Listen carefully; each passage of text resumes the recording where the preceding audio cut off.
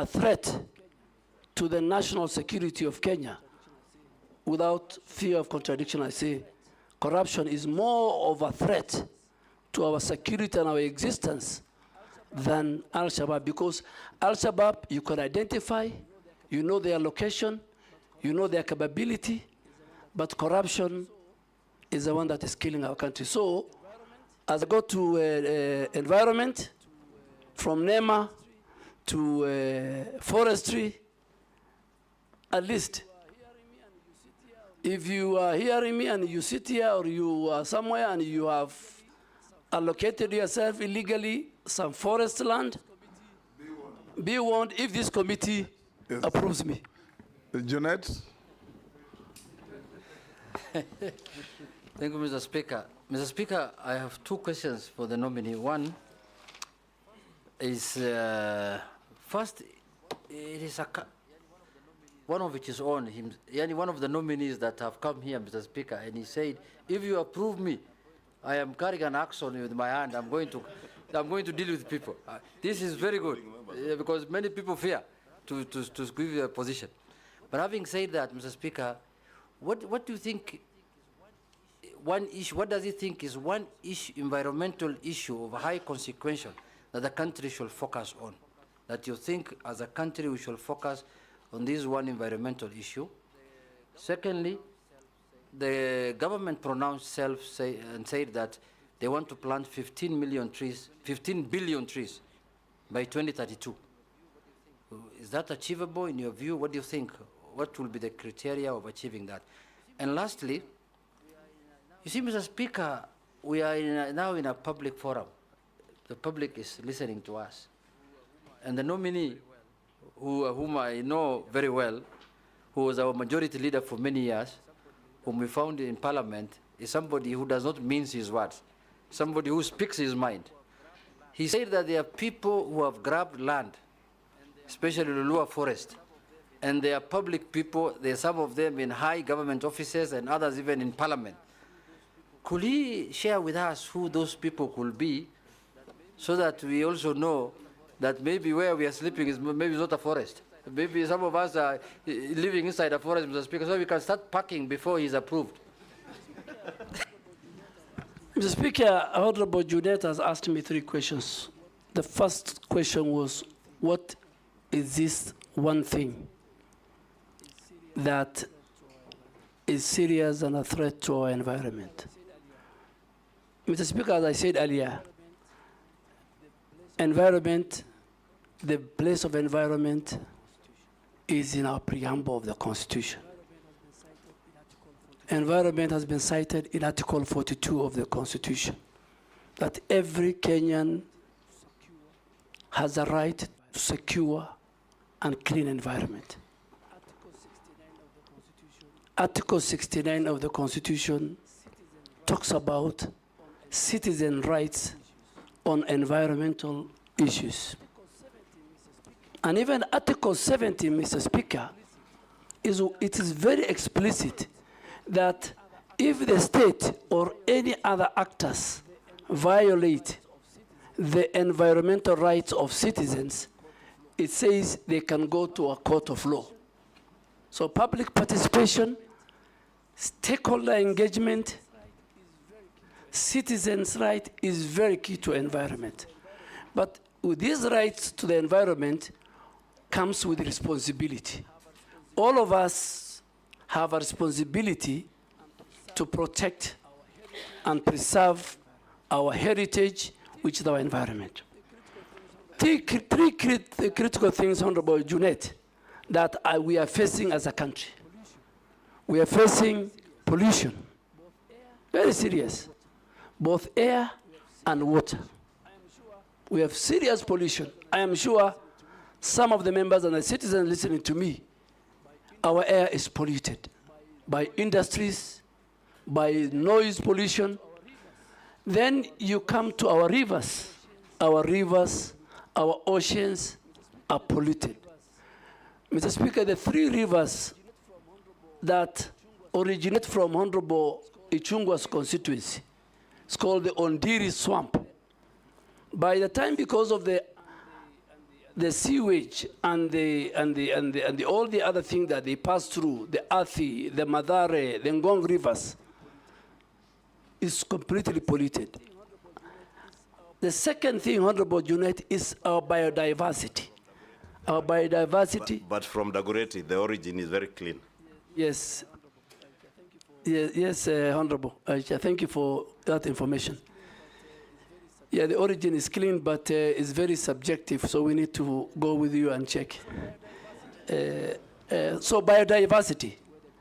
A lot of the biodiversity, whether big, small, our heritage, are finishing. How are they finished? Through agriculture. Even the small insects, through agriculture, through road constructions. You know, infrastructure is a big threat. And then the most now I can pick it, Honorable Junet, is how we manage our waste. The waste management in our country and in our counties is in very dire situation. The law has been passed by this House, MCA of 1999, various amendments, even the coding of our waste. It's a household responsibility. Honorable Deputy Speaker, for example, if I pick her, in her own house, she's supposed to have 2 different coded bags, one for the wet waste and one for the dry waste. The person picking it is supposed to have 2 different trucks. When it goes to Dandora's site, it's supposed to have where he can deliver the dry, where it can be recycled, and where he can deliver the organic, where it can be used for fertilizer and many, many things. So those 3 issues, and also the waste management, I think is something that I will maybe later explain we must deal with. The 15 billion tree planting, Ethiopia did 30 billion. Ethiopia is a country that we can be proud of, we can learn a lot. I am ready to go to Ethiopia. I'm ready to walk the talk, help the president, talk to citizens, use leaders who are here. Leaders, stakeholders are very, very important. These tree planting, members of parliament are very, very important. It's not about taking a chopper, planting few trees, you don't know who takes care about them. In fact, the problem is, it's not about, it's planting and then making sure the tree grow. So there is planting and growing. So members of parliament, all of us, the private sector, the public sector, the communities at home, will help us. Thank you. This time around, I'll start with Miss Caleb. I've been petitioned by Mishi and Mukami that I change tact in who speaks first. You guys will be the last this time.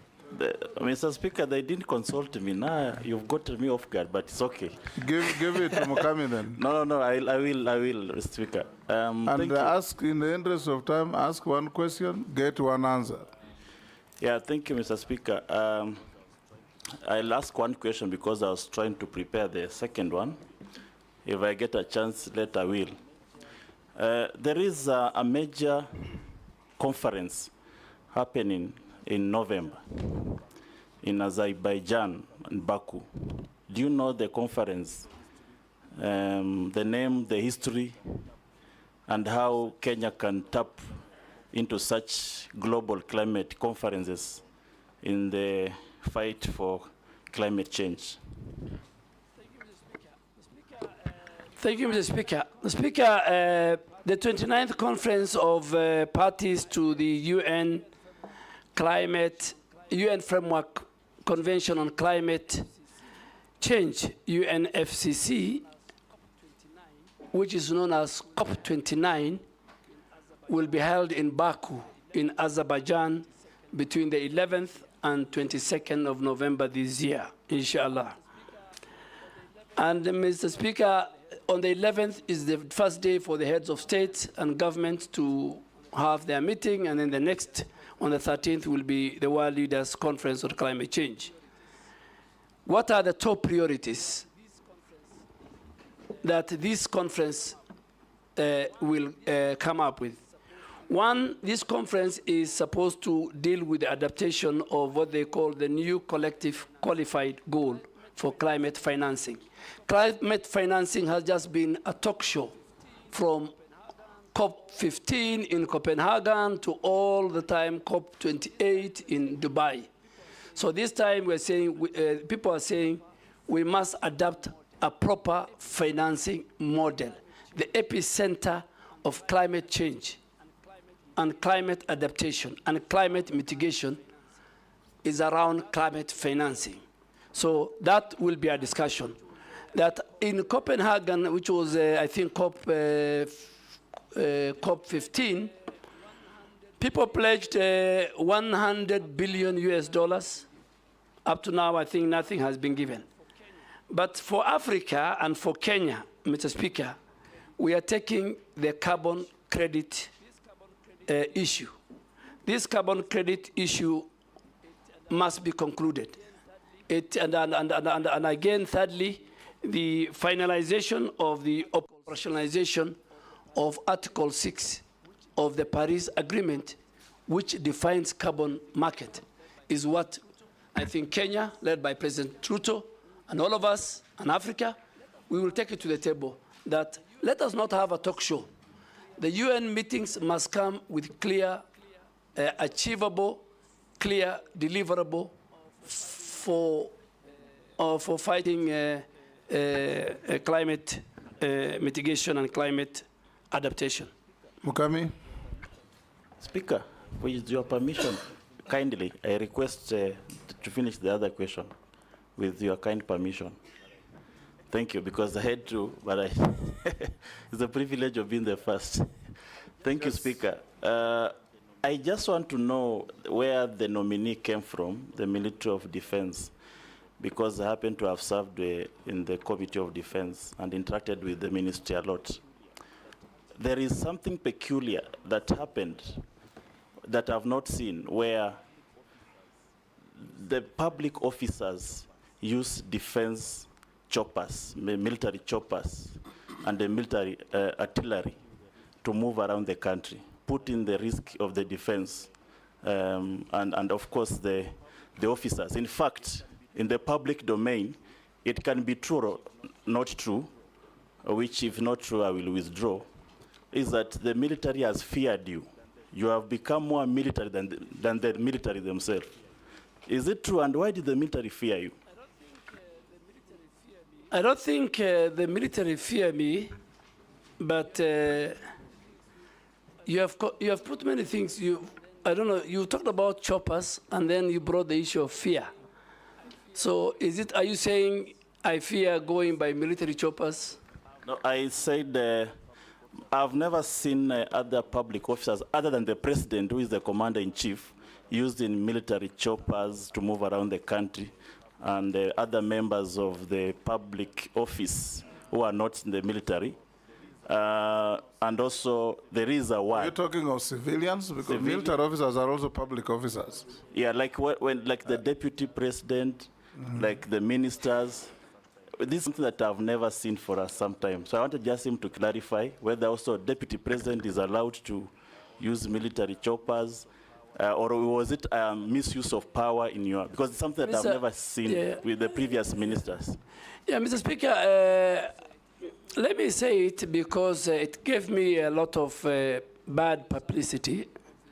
But when you serve in a public office, that's part of life. Within the reading and the instruction of the Commander-in-Chief, at the Ministry of Defense, the Commander-in-Chief is the President. The President and the First Lady are the people allowed to use military air assets with a rider. If the Commander-in-Chief allows the Speaker of the National Assembly to be airlifted from Nairobi to Bungoma, that is in order, but with the concurrence of the Commander-in-Chief. I don't know, I don't think the rank and the file and the leadership of the Defense Ministry fear me. Maybe my style. And I'll take the same style to Forest. I'll take the same style. I had the same style in Parliament. We have no evidence that they fear you. Mukami? Thank you, Chair.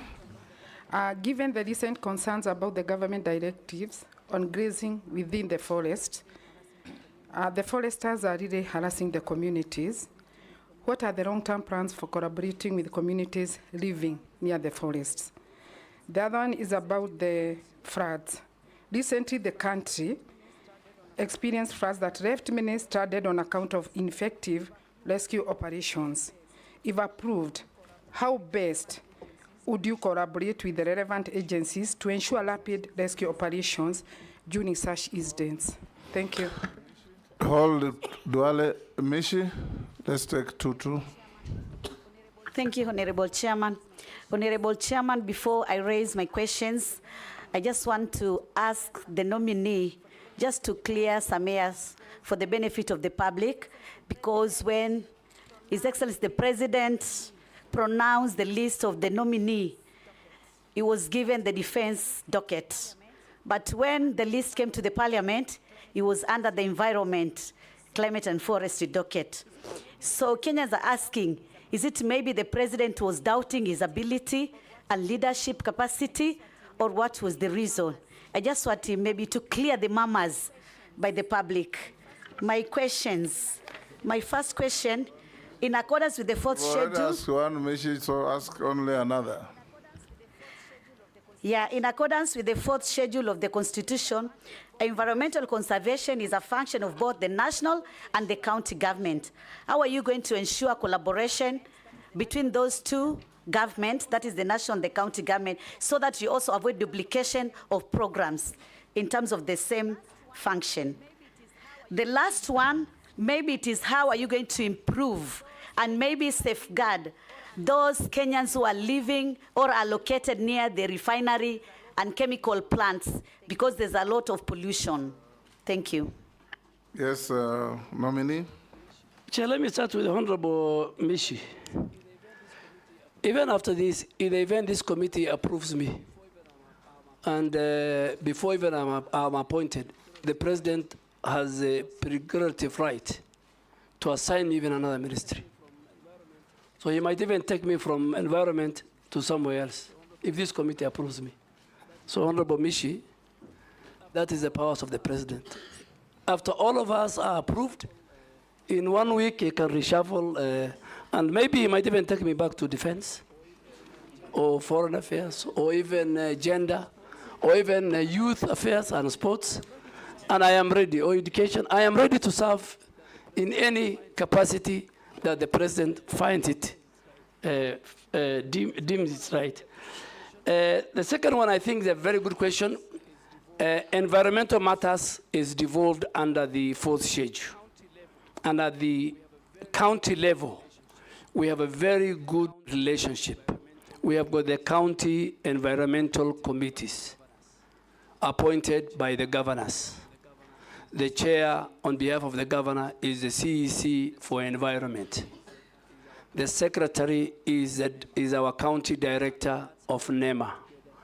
And that's how they work together with all the other multi-agency team.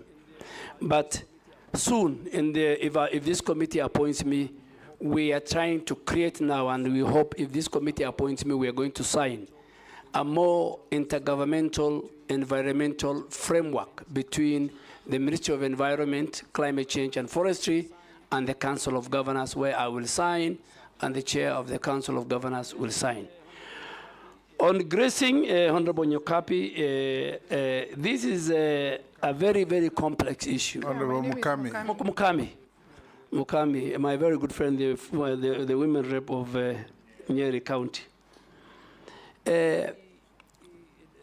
Under the Forestry Act, we have created a very robust, because we cannot conserve, we cannot restore, we cannot manage our forest and our wetlands without the involvement of the communities and the citizens who live around those forests. So this House, in its wisdom in lawmaking, they created something called Community Forest Association. And these community forest associations are the ones who are supposed to guide at what part of the forest do people graze? How far do they graze? Do they graze where we have doing regeneration of the forest? So what are we doing to make sure that we don't have a conflict? And Mr. Speaker, in some of the forests, unfortunately, powerful people in government, in the private sector, who own thousands of livestock, graze in those forests. I'm sorry to say that. But if this House approves me and I become the minister, I want to do some key long-term plans. One, just to have to review the whole grazing management plans, how we can regulate the authorized grazing in our forest ecosystem, how we can fence off areas where we feel are very sensitive in the forest, that we don't allow our animals or our farmers to farm. And lastly, I think the forest community management regulation of 2016 has not been operationalized, and I'm going to operationalize with the approval of this House, because that will give them the rights. Mr. Speaker, the second question of Honorable Mukami, I didn't get it. If you can repeat it. Oh, yeah, it was about the floods. Yes. Mr. Speaker, climate change today is the biggest threat to humanity. I mean, you can see what's happening in India and Ethiopia in the last 1 week. Thousands of people have died because of the mudslide. You have seen the wildfires in California. You have seen the hurricanes, what they're doing, kind of destruction. And coming back home, the last 2 years, we had a severe drought that killed many livestock, affected our farmers, affected food security, destroyed, and then next after the drought, we had the floods, which again affected livelihoods, destroyed our infrastructure, roads, and farms, and livestock was swept away. So, and that's why, because of the climate change and all this, one of the issues why we're having 15 billion trees is to recover our forest ecosystem, restoration, regeneration, bring back our biodiversity. So, Mr. Speaker, I think I have tried to answer the questions of... Honorable Chairman, point of order. Yes. Part of my question was not answered. Chairman, I was asking this question: how do we improve the health of communities which are living near a polluted site? I'm asking this because in my constituency, there is a plant built by Titanium Base who are doing some mining in Kwale, and there's no mitigation which has been done, and it's a residential area. That is why I was asking that question specifically. Yeah. Thank you, Mr. Speaker. I forgot to answer that question. Let me answer it. It's not only in Likoni. Mr. Speaker, we have a serious problem between how county governments enforce their physical planning and zoning of areas and the role of environmental institutions in making sure that zoning is respected. Mr. Speaker, even here in Nairobi, you'll find county governments with no regard to the law, to the Physical Planning Act,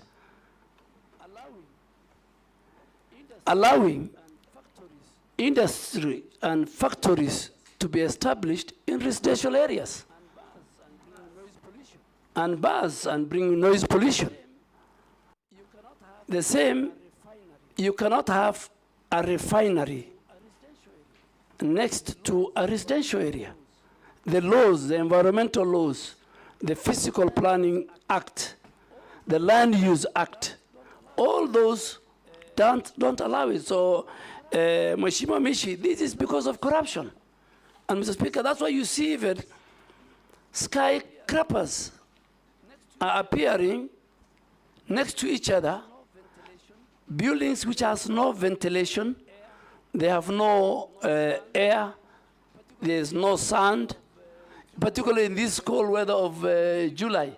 Your children will live in an apartment, They will never see the sun. They'll never get the fresh air. So all this, Mr. Speaker, if I am confirmed, I want to assure this House, and governors must listen to me, and we are going to do an audit. NEMA is going to do an audit of all factories and industries which are established in residential areas, and we will revoke their licenses.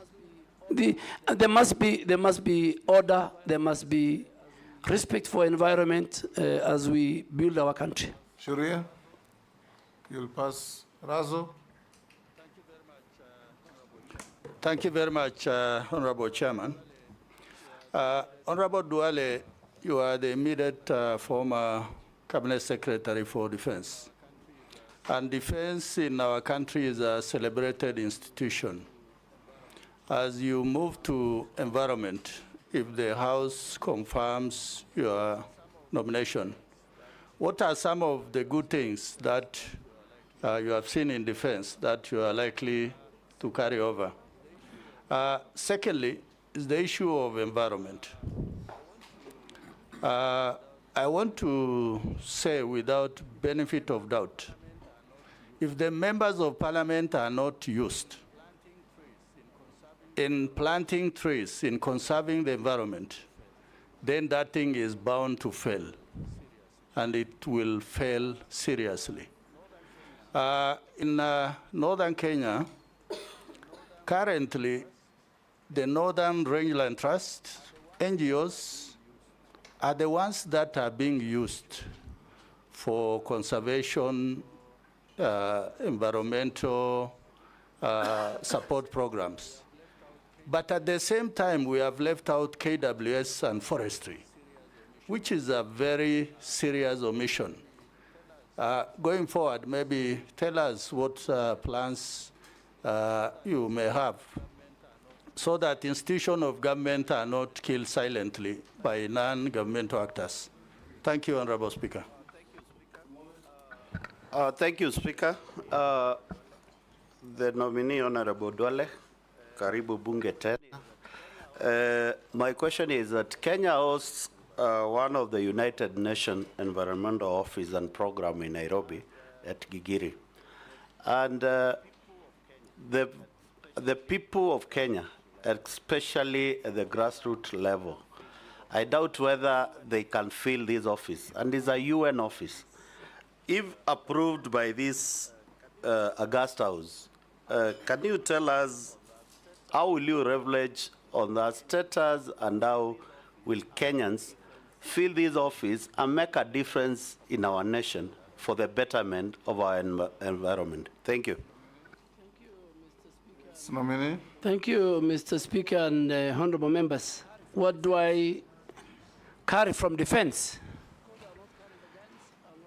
Of course, I will not carry the guns, I will not carry the arsenal and everything, but from a human resource part, I'll carry the discipline that I have learned in defense. I'll carry the order and implementation of task done very fast. I will carry the patriotism they have to the country,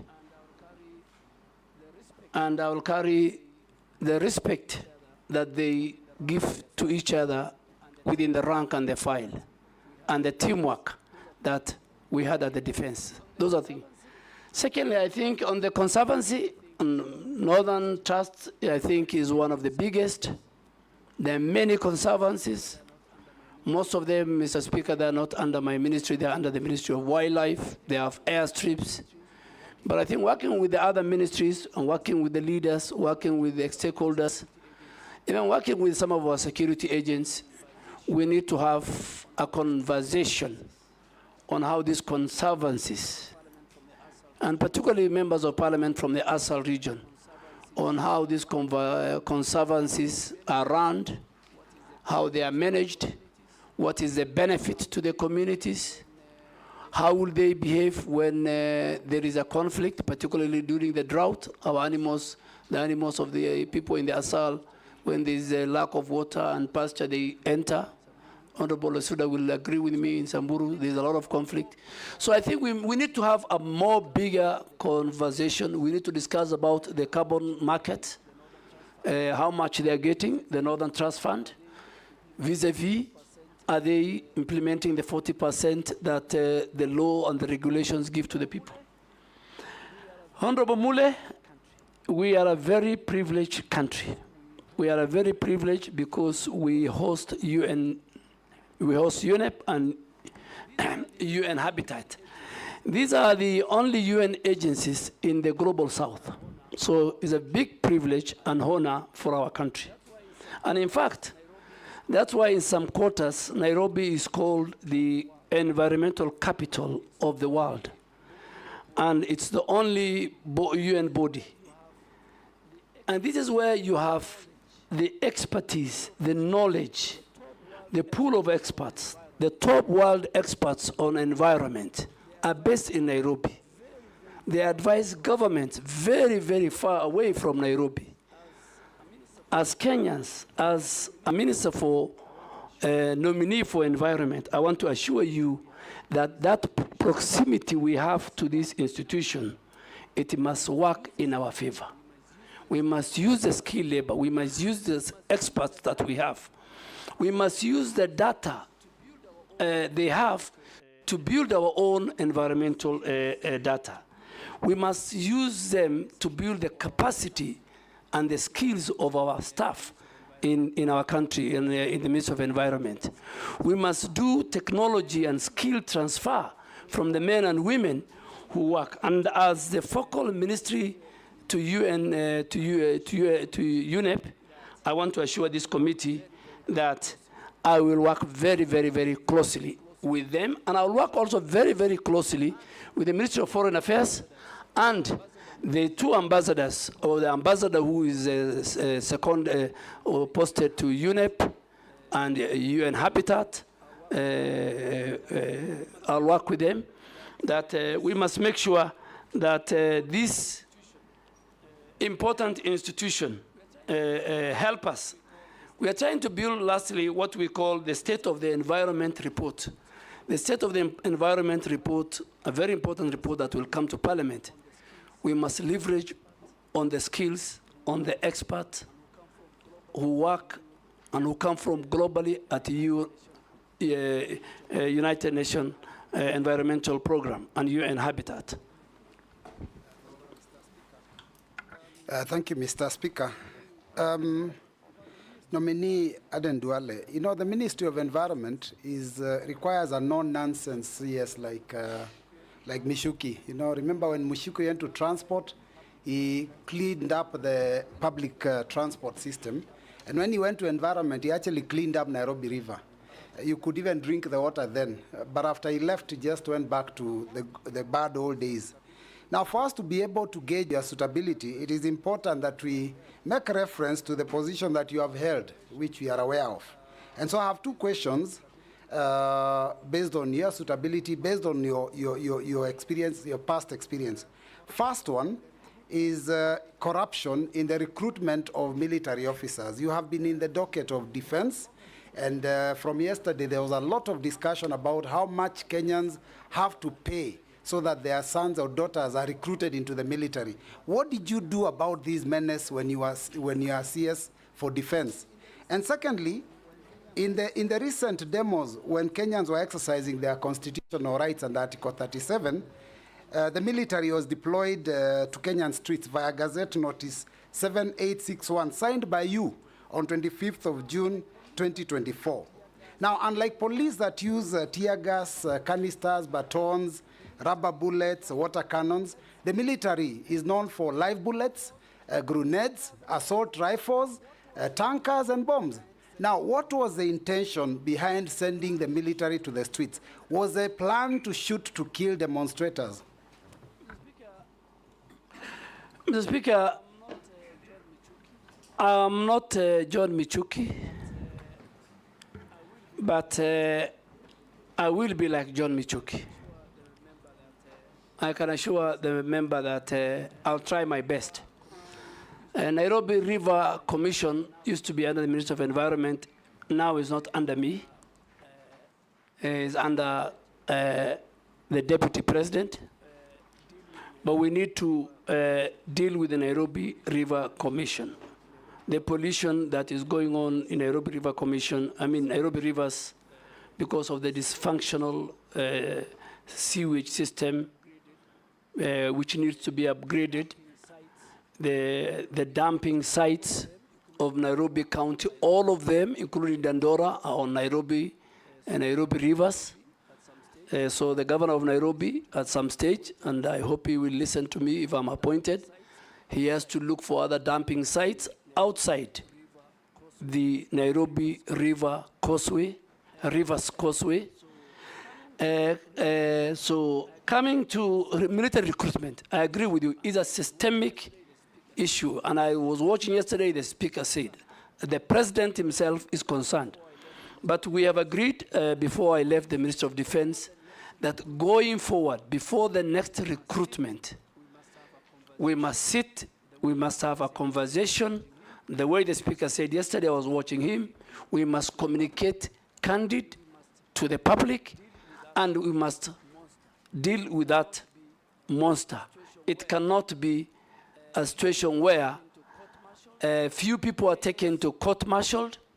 Kenyans, in their mind, are saying, for you to join the military, and based on the national security sections, is supposed to be the face of Kenya.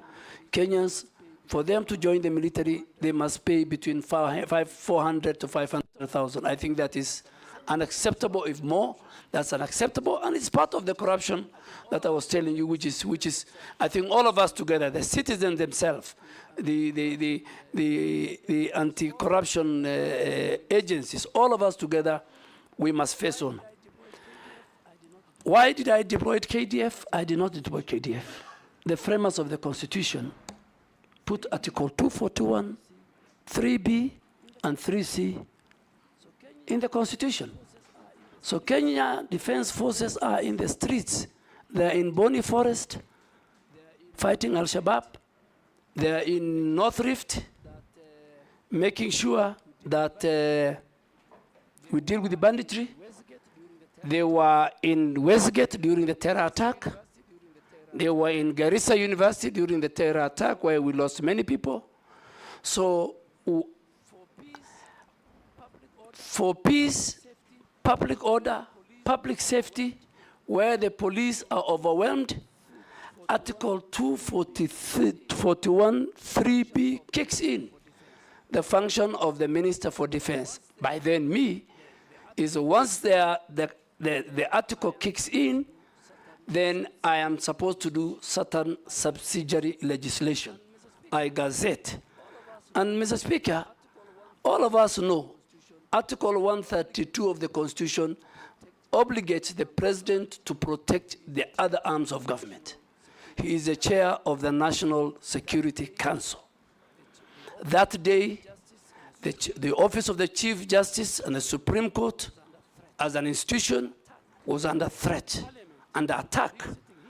Parliament and the colleagues sitting here, if KDF did not come to assist the other security agents, God forbid, many members of Parliament could have died, including our Speaker. Parliament could have been burnt. I will not be that irresponsible as a Minister of Defense with a provision of the Constitution. Provision of the Constitution, I used the law. And then the House went further the next morning, because it was going on a very long recess. They invoked Article 241, 3C. But when LSK went to court, Justice Mugambe, I don't want to discuss more because the matter is still in court, gave orders that I should give and gazette and do a new gazette on the terms of engagement, on how many places, and I said in the 47 places. Ours was to protect key institutions. Parliament is a symbol of democracy and governance. It is the home of the people's representatives. Mr. Speaker, all my life in Parliament, people used to come and present petitions. And any member of parliament who's outside, near the gate, used to receive and take it to the office of the clerk or the office of the speaker. I have never seen where people want to come and ban parliament.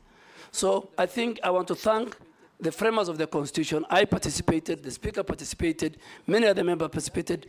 I think it's today and that day, 25th of June, I realize how important Article 241, 3B and C is. Owen?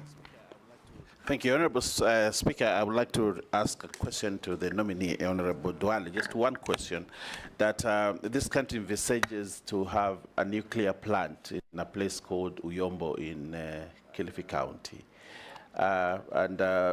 Without due regard to the environmental issues in question, like the delicate ecosystem, the people, and the environment, Honorable Duale, going forward, if you are given this opportunity, how do you intend to treat this threat to the people of Uyombo in terms of nuclear plant in their radioactivity materials and nuclear waste and the hazards that come with nuclear installations? Just that my question. Thank you. Thank you, Honorable Owen Bayer. I think it's the same thing I was saying. How did the county government of Kilifi give land? So I want to assure you and this House and the people of Kilifi, if I am confirmed, it will be the first thing I'm going to do, go to that site, make sure all the environmental impact assessments are done, the people have participated, their views collected. And Mr. Speaker, environment is very key. I said Article 70 of the Constitution says, if a citizen feels that his rights have been curtailed in an environmental matter, it says go to the court. Public participation is very important. I will be the first person. I won't wait for you to send, if I'm approved, to summon me to Parliament on Wednesday morning. I'll do, it will be on my table. I'll deal with it. Murugara? Thank you, Mr. Speaker. Honorable Duale, there is a very bad scenario that is faced countrywide, especially as regards our riverine areas and the rivers themselves emanating from Mount Kenya, Aberdares, whereby almost a half the year now, they are drying up. We are told the reasons is environmental degradation, but also climate change is blamed. As human beings, we cannot sit pretty. We must have policies in place to ensure that these rivers do not disappear forever. What policies are you likely to put in place to ensure that we recover these rivers, which are actually the bottom line of our livelihoods? Thank you, Honorable Murugara. Ferdinand? Let's take two. Thank you so much, Mr. Duale. If you are actually confirmed by this committee, first of all, I want to thank you, and I will tell you that I think that I've witnessed extensive planting efforts by the ministry in which you have been assigned. Now, to ensure that we retain that, I just want to ask you if it's possible.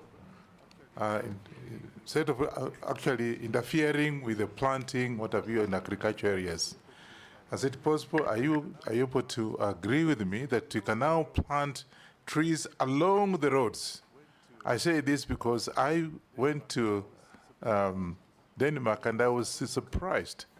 The roads are all covered because we got 6 meters from the center. And that is an area that I think we can plant trees in all these areas. Secondly, and lastly, I come from slopes of Mount Elgon. I can tell you, when I was growing up, that area, forest was very thick. And it was actually an attraction of the rains. Today, it's being cleared. So what are you going to do if you get this opportunity as a Minister for Environment? What do you want to do to save Mount Elgon? And of course, I don't know about Mount Kenya and other places. Mount Elgon, where I saw thick forests being cleared now. What are you going to do? Amini? Honorable Speaker, let me start with Honorable Murugara. Yes, even at the downstream of where I come from, Garissa, Tana River, you'll find the water level of Tana River, getting it from Abadeas, Mount Kenya, and all that, is reducing. And I agree with you. It's all about environmental degradation. And that's why these 15 billion trees will help us to restore, to regenerate our forests. Forests play a very key role in making sure that our rivers have enough water, they are safe, they're sound. But there's another element where people have put big farms, flower farms, upstream, and use the water. So the water, in fact, is reduced because of human activity, the agriculture. And I think that should be another conversation that we will need to have. Honorable Wanyonyi, yes, roads is part of the, in these 15 billion trees. We have talked to the Ministry of Transport and the Ministry of Roads that going forward, construction of roads, mainly even in the highways, the contractor is obligated to plant trees and nurture them until they grow as part of the contract. You have seen and you have gone in many of the Western world during mainly summer. You think you are driving in a highway, but both sides of the road is forested. This can be done, and we have agreed with the President and other stakeholders, even before I came to environment, that should be one. And the contractors, it becomes part of their contract. Even now, we can still tell the contractors who are maintaining the roads, now we have a maintenance aspect, so that they can do it. Mount Elgon is part of why we should increase from 12.3% to 30% by 20. In all our wetlands, we have 11,000 wetlands. We have 8.8 forest cover. For us to increase, I think we will pick on Mount Elgon and all the areas which have been degraded, we will start do the restoration and afforestation programs under the 15 billion presidential program. Daud. Thank you, Mr. Speaker. I want Honorable Duale to, he has talked about recycling, but we have a problem with recycling that the refuse collection, which is done poorly, and then it is gone and put into our forests and wetlands. What will he do if he is confirmed? Secondly, you have talked about CFAs. There are agreements of CFAs, Community Forest Associations, whereby my predecessor, long time back, Honorable David Muiraria, the late, he had introduced the shamba system, where people could go and take care of the trees in the forest, as well as do shambas, plant and take care. Because there is a problem in our forests, Nominee, because there is lantana shrub. I don't know if you have heard of lantana. And that shrub, you cannot remove it. It's so expensive to remove. And the forest associations do remove it when they are planting. And I believe the Ministry of Forestry cannot remove it because the funds are not available. What would you think about that? You talked about noise pollution. That's the last one, Madam Speaker. You talked about noise pollution, and NEMA is in charge. But Honorable Duale, you know, NEMA, it's like as if it does not have teeth. Because there is noise pollution from bars, from nightclubs, from religious institutions as well. And it's a menace. So how will you handle it if NEMA do not handle it? Thank you. Mary Massey. Thank you, Honorable Chairman. My concern is still on waste. You know, waste is a nuisance. I'm wondering what mechanisms or interventions you intend to employ to address the menace of waste. so that we convert it from being a nuisance to a resource. Recycle, reuse, produce, regenerate energy, name it, because it is a real issue. Outline for us those interventions that you will employ. Secondly, I want to pick it from the question that was asked by Honorable Mbui on corruption. You've said yourself, corruption is killing our country. And I remember when we interviewed you on your first nomination, we still raised this issue of corruption in recruitment of officers to KDF. And you promised us here that you're going to deliver. But Honorable Duale, I put it to you that you disappointed the country. During that time, the amount that was being paid was between 300 to 400. But during your time, you presided over an increase from now for 300 to 400 to 700 to 1 million. And as representatives of the people, our constituents report this to us.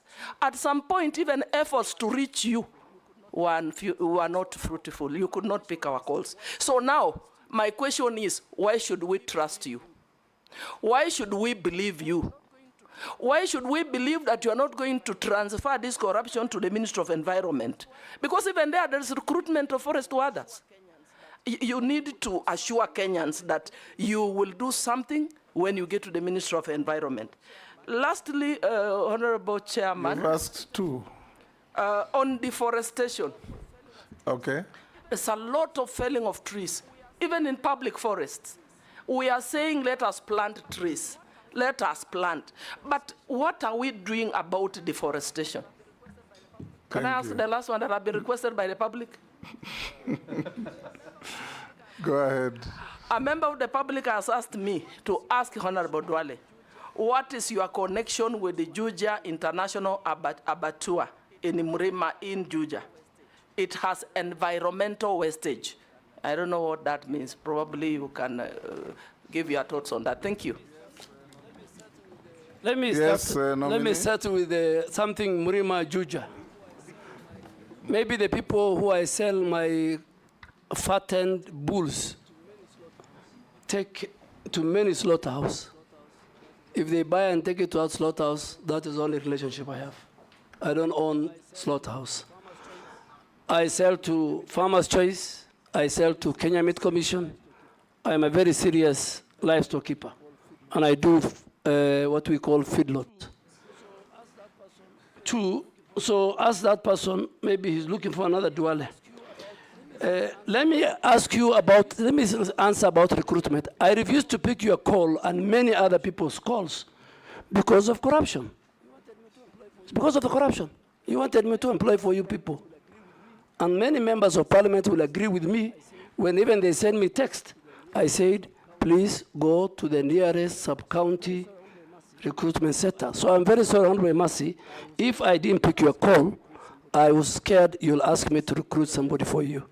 And that is the level of how I abhor corruption. Two, I think when I went, is the only recruitment that I did under my leadership.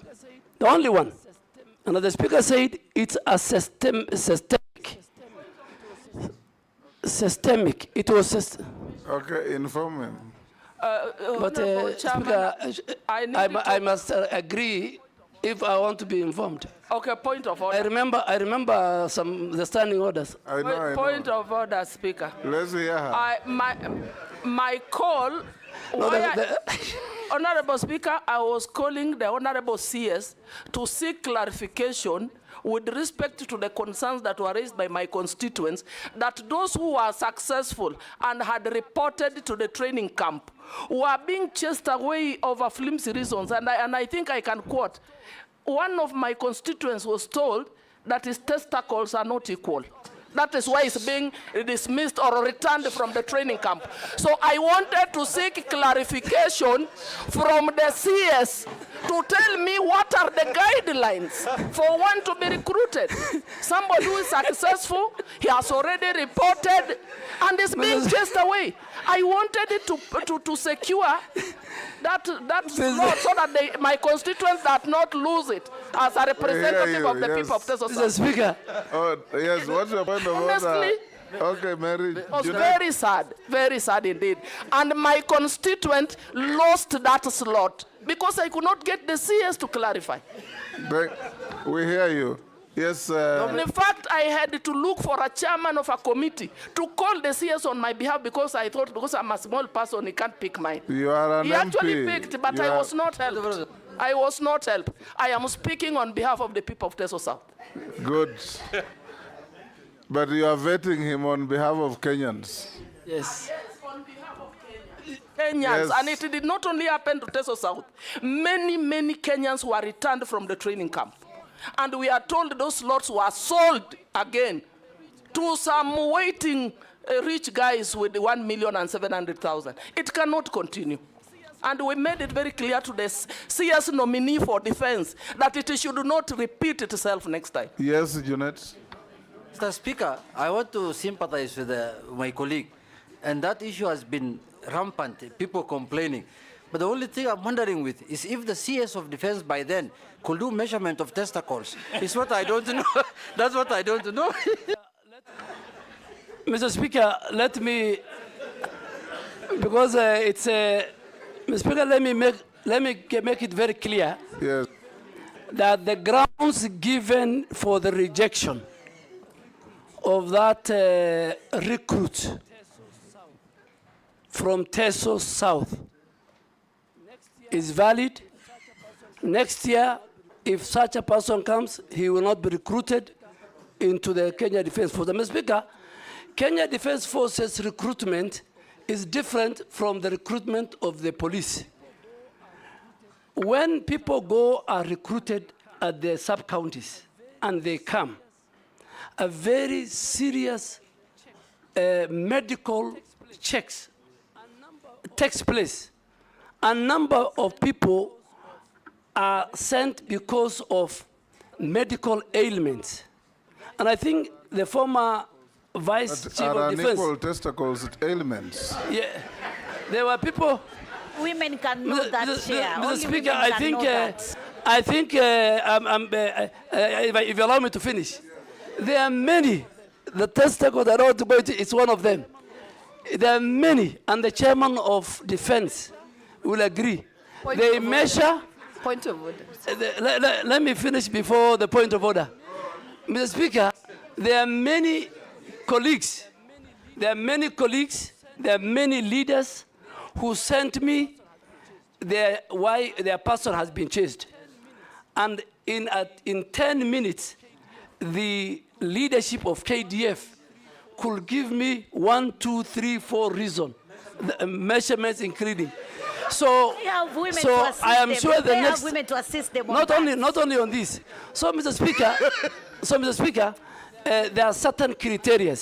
There are many, and those who leave, they are not replaced. And I think let us not discuss, with your permission, the Kenya Defense Forces in a very negative. They have a special place in that. But the chairman of defense can call the generals in camera, and you are now talking about testicles. They will tell you something about even the teeth. They will tell you many things. And some of these things is because when you go, the training of the Kenya Defense Forces is so vigorous that you don't risk to take somebody who will die in the course of the training. So don't compare it with how the police are trained. Don't compare it with how the Kenya prisoners are trained. But I am sure the information, the reasons why many, including my sister, Mheshimiwa Mary Emase. And please, going forward, if it was in camera, Mr. Speaker, I will even tell you more. But now that it's in public, I don't want to say more. What's your point of order? Point of order, Mr. Speaker. You know, the issue raised by Honorable Emase is something that is out there in the public. Many Kenyans complaining about sometimes they think those are flimsy reasons why they are not taken. And I could understand maybe someone has squinted eyes because of shooting and, you know, flat foot, maybe because of running. I'm really wondering why if what work testicles would really have to do with joining the disciplined forces. So I don't think we should belabor, but don't take it lightly that there are Kenyans who are raising concerns on the reasons why they are not taken to disciplined forces. Point of order. Yes, thank you Mulugara. very much, Mr. Speaker, sir. With tremendous respect to Honorable Duale. And let the Army hear this. It's very important. We know the historical background of the set pieces that were given in the Army recruitment, including teeth. It is there to bite bullets at a certain point in time in history. Today, they do not bite bullets. That's why you hear that saying, you will have to bite the bullet, because the Indians were refusing to do it. So you had to have teeth so that you could bite the bullet. We required tall people so that they would see enemies from a distance. Today, you don't have to do that. Because if that was the case, the Chinese and the Japanese would have a challenge. Eventually, such things became disqualified. I think the whole code needs to be revised so that we do not have human rights abuses.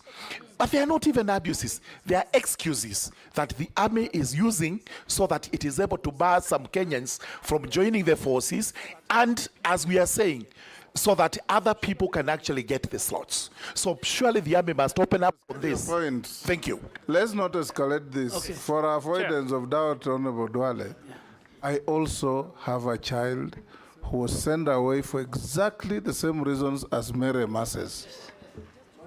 Your Excellency, I think just to give the way forward. Not my child, Because, Your but not Excellency, my son, but a child in my neighborhood. Your Excellency, Yes. Speaker, you have, because of And the... you remember I told you yes, about it. Yes, I think the leaders are raising very good, valid... Yes, Dawood, what is it? You know, we have talked about men only, but even women are discriminated against. When they do a test, pregnancy test, they do not have anything. But once they go there, I don't know where it comes from, they have a pregnancy. And it's not true. Anyway, let the nominee answer the question, Yes. and we move to something else. Yes, Mr. Speaker, I think because the leaders are raising very important, and they don't have the information, Mr. Speaker, under your direction, we have a very robust, good leader, head of the military health department called Major General Nganga, through the chair of defense. I think you can call him to Akamkunji, and he lists the conditions which disqualifies. I think because what these are raising is public knowledge. Even I think they should even go to the media, and they should sensitize the public. And I think is something we have discussed. Focus on your environment. So, no, let me go to. I'm no longer there, so. Yes. Yes, next minister will deal with it if approved. Yes. Speaker, Honorable Dawood talked about waste management. Waste management is a serious issue in our country. Mr. Speaker, why do I say so? The law is there, the regulations are there, county governments are not enforcing. NEMA, waste management in the first place, Mr. Speaker, is a devolved function. All that as we do is to support in terms of regulatory powers. But waste management will be something, if I'm approved, that I will take it seriously. From our homes, to the trucks that carry, to the dam sites, the Dandora dam site, the one in Kachok, I think called in Kisumu, the whole environment is polluted, the air is polluted, the water is polluted. The law says you must color the bags, you must differentiate from the homes. Our homes have a responsibility. There must be designated bins in all our public places. So, Speaker, one of the things that I want to introduce, if you approve me, is that even public transport must have a bin in the buses, you know? Public places, like even the parliament, must have those two different. In the malls, there must be different bins. The one for the organic wet, the one for the dry. But public waste management, which is a devolved function, Mr. Speaker, is an area that I think we need to deal with. A nightmare. A nightmare. Number two, I think the Shamba system, the community forest association are working very well. Some are abusing the law. We have now put in place what we call the community forest association management plan, where they will help us which part of the forest with a proper plan they can graze, and which part of the forest they will help us and protect, and we will use. But are you aware that your predecessor announced that there will be a Shamba system, and shortly thereafter, she said it will not? That I think, I don't want to indict Do you recall that? Yes, I recall. Yes. But Shamba system or grazing or farming in forest by communities around under the Community Forest Association, which is in law, is about management, is about coexistence. We cannot regenerate, we cannot reforest, we cannot protect our forest if we leave the communities. Kenya Forest Service, Karura Forest, the way you see it, the way it's managed, is run by Community Forest Association, and they're doing a very good work. Noise pollution. Do you consider allowing that kind of engagement in plantation forests and not natural forests? Yes, yes, because we have got 150,000 hectares of plantation forest, which now we have put proper transparency and integrity measures and tendering system, unlike the old system where there was allocation by the big people in government. I think I totally agree with you. Community Forest Association, community living around must be given an opportunity, particularly where even a plantation has been removed, for them, as we plant, for them to plant and for them to farm. In fact, farming can be well done under the plantation, Mr. Speaker. Coming to noise pollution, Mr. Speaker, is another serious thing. But again, it's a devolved function. It's a county function. They have no capacity. All they do is they give license to bus, they give license to clubs, and they don't choose which neighborhood. There are people who have got sick people in their homes. There are people who have children who are doing homework. There are people who want to sleep early. But today, you'll find bars and clubs in the residential area. Mr. Speaker, we will not leave that to county governments. We will enforce it. NEMA will enforce it. We will not allow noise pollution to take place in residential areas. The whole zoning, the whole land use system, even the land use system that the county government, has violated, must be brought back. So noise pollution is key, and we are going to deal with it, but it's a devolved function. I think, Honorable Mayor, I must say, I have discussed about the waste management. Let's go to Gikaria. Waste management I have done. Reforestation, we're doing very well with the 15 billion tree planting program that we have. Gikaria. Thank you, Chair. I've really taken note, being a chair of the Environment and Forestry Committee, the departmental committee, just for purposes of future reference on what the nominee is saying. But, Honorable Chair, I have two issues. One is about the 15 billion trees, a very ambitious program. But the scientists and a few of the experts are also arguing in terms of forest fires. Assuming we have the 15 billion trees, and only half of that, God forbid, catches fire. So what are the plans that the nominee will take into consideration when he will be, if nominated?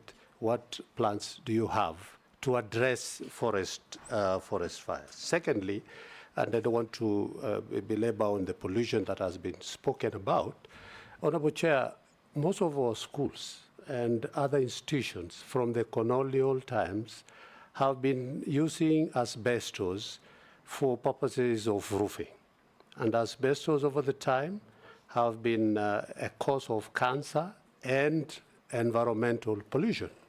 Maybe what plans are there for the nominee to address the use of asbestos in, that are in our schools, health institutions, and so many other places. Thank you, Honorable Chair. Thanks, Speaker. Mine to begin with is, Speaker, I was looking at the resume or the CV of the nominee, and the CV has given a lot of hope to many Kenyans, professionals, that it's not only that you must come from Nairobi University that you can be nominated as a minister. Which one is Nairobi University? Almost every nominee, It's Honorable called Speaker. the University of Nairobi. It's not Nairobi University. Honorable Speaker, I thank you and I respect. I'll go your direction, but I will call it Nairobi University or University of Nairobi. But almost every nominee, Honorable Speaker, and I think this is good for record, for future, that people who have been to other universities, Moi University, Kenyatta University, all the people, Honorable Speaker, that I have seen, is only Nairobi University, there is Nairobi University, almost everybody. Until when I was saying... Kindiki came from Moi University. It's only one. It's actually a rare species. With this one, there are only two. Everybody else, Honorable Speaker, and I think it's good for record, that other universities, graduates from other universities, are qualified to become also nominees of ministers and even ahead of it should not be Nairobi University. What about Kenyatta University? What about Moi University? And so on and so forth. I thank you, Honorable Speaker, and I will use the questions asked by other members to judge the suitability of the candidate. I thank you, Speaker. Mine is very brief. Honorable... You have any questions, so don't answer. Honorable Duale is telling us to plant trees, but yet Kenya Power on the other side is busy felling trees.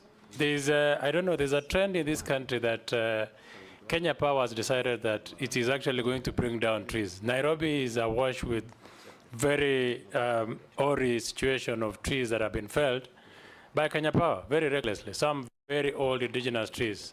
Honorable Duale, what will you do so that this cross purpose by government is immediately stopped? Number two is the Mau forest. The Mau ecosystem has become a problem. Successive governments have not been able to deal with the situation. There's a lot of the human activity, and it is because of settlement of people living around Mau forest.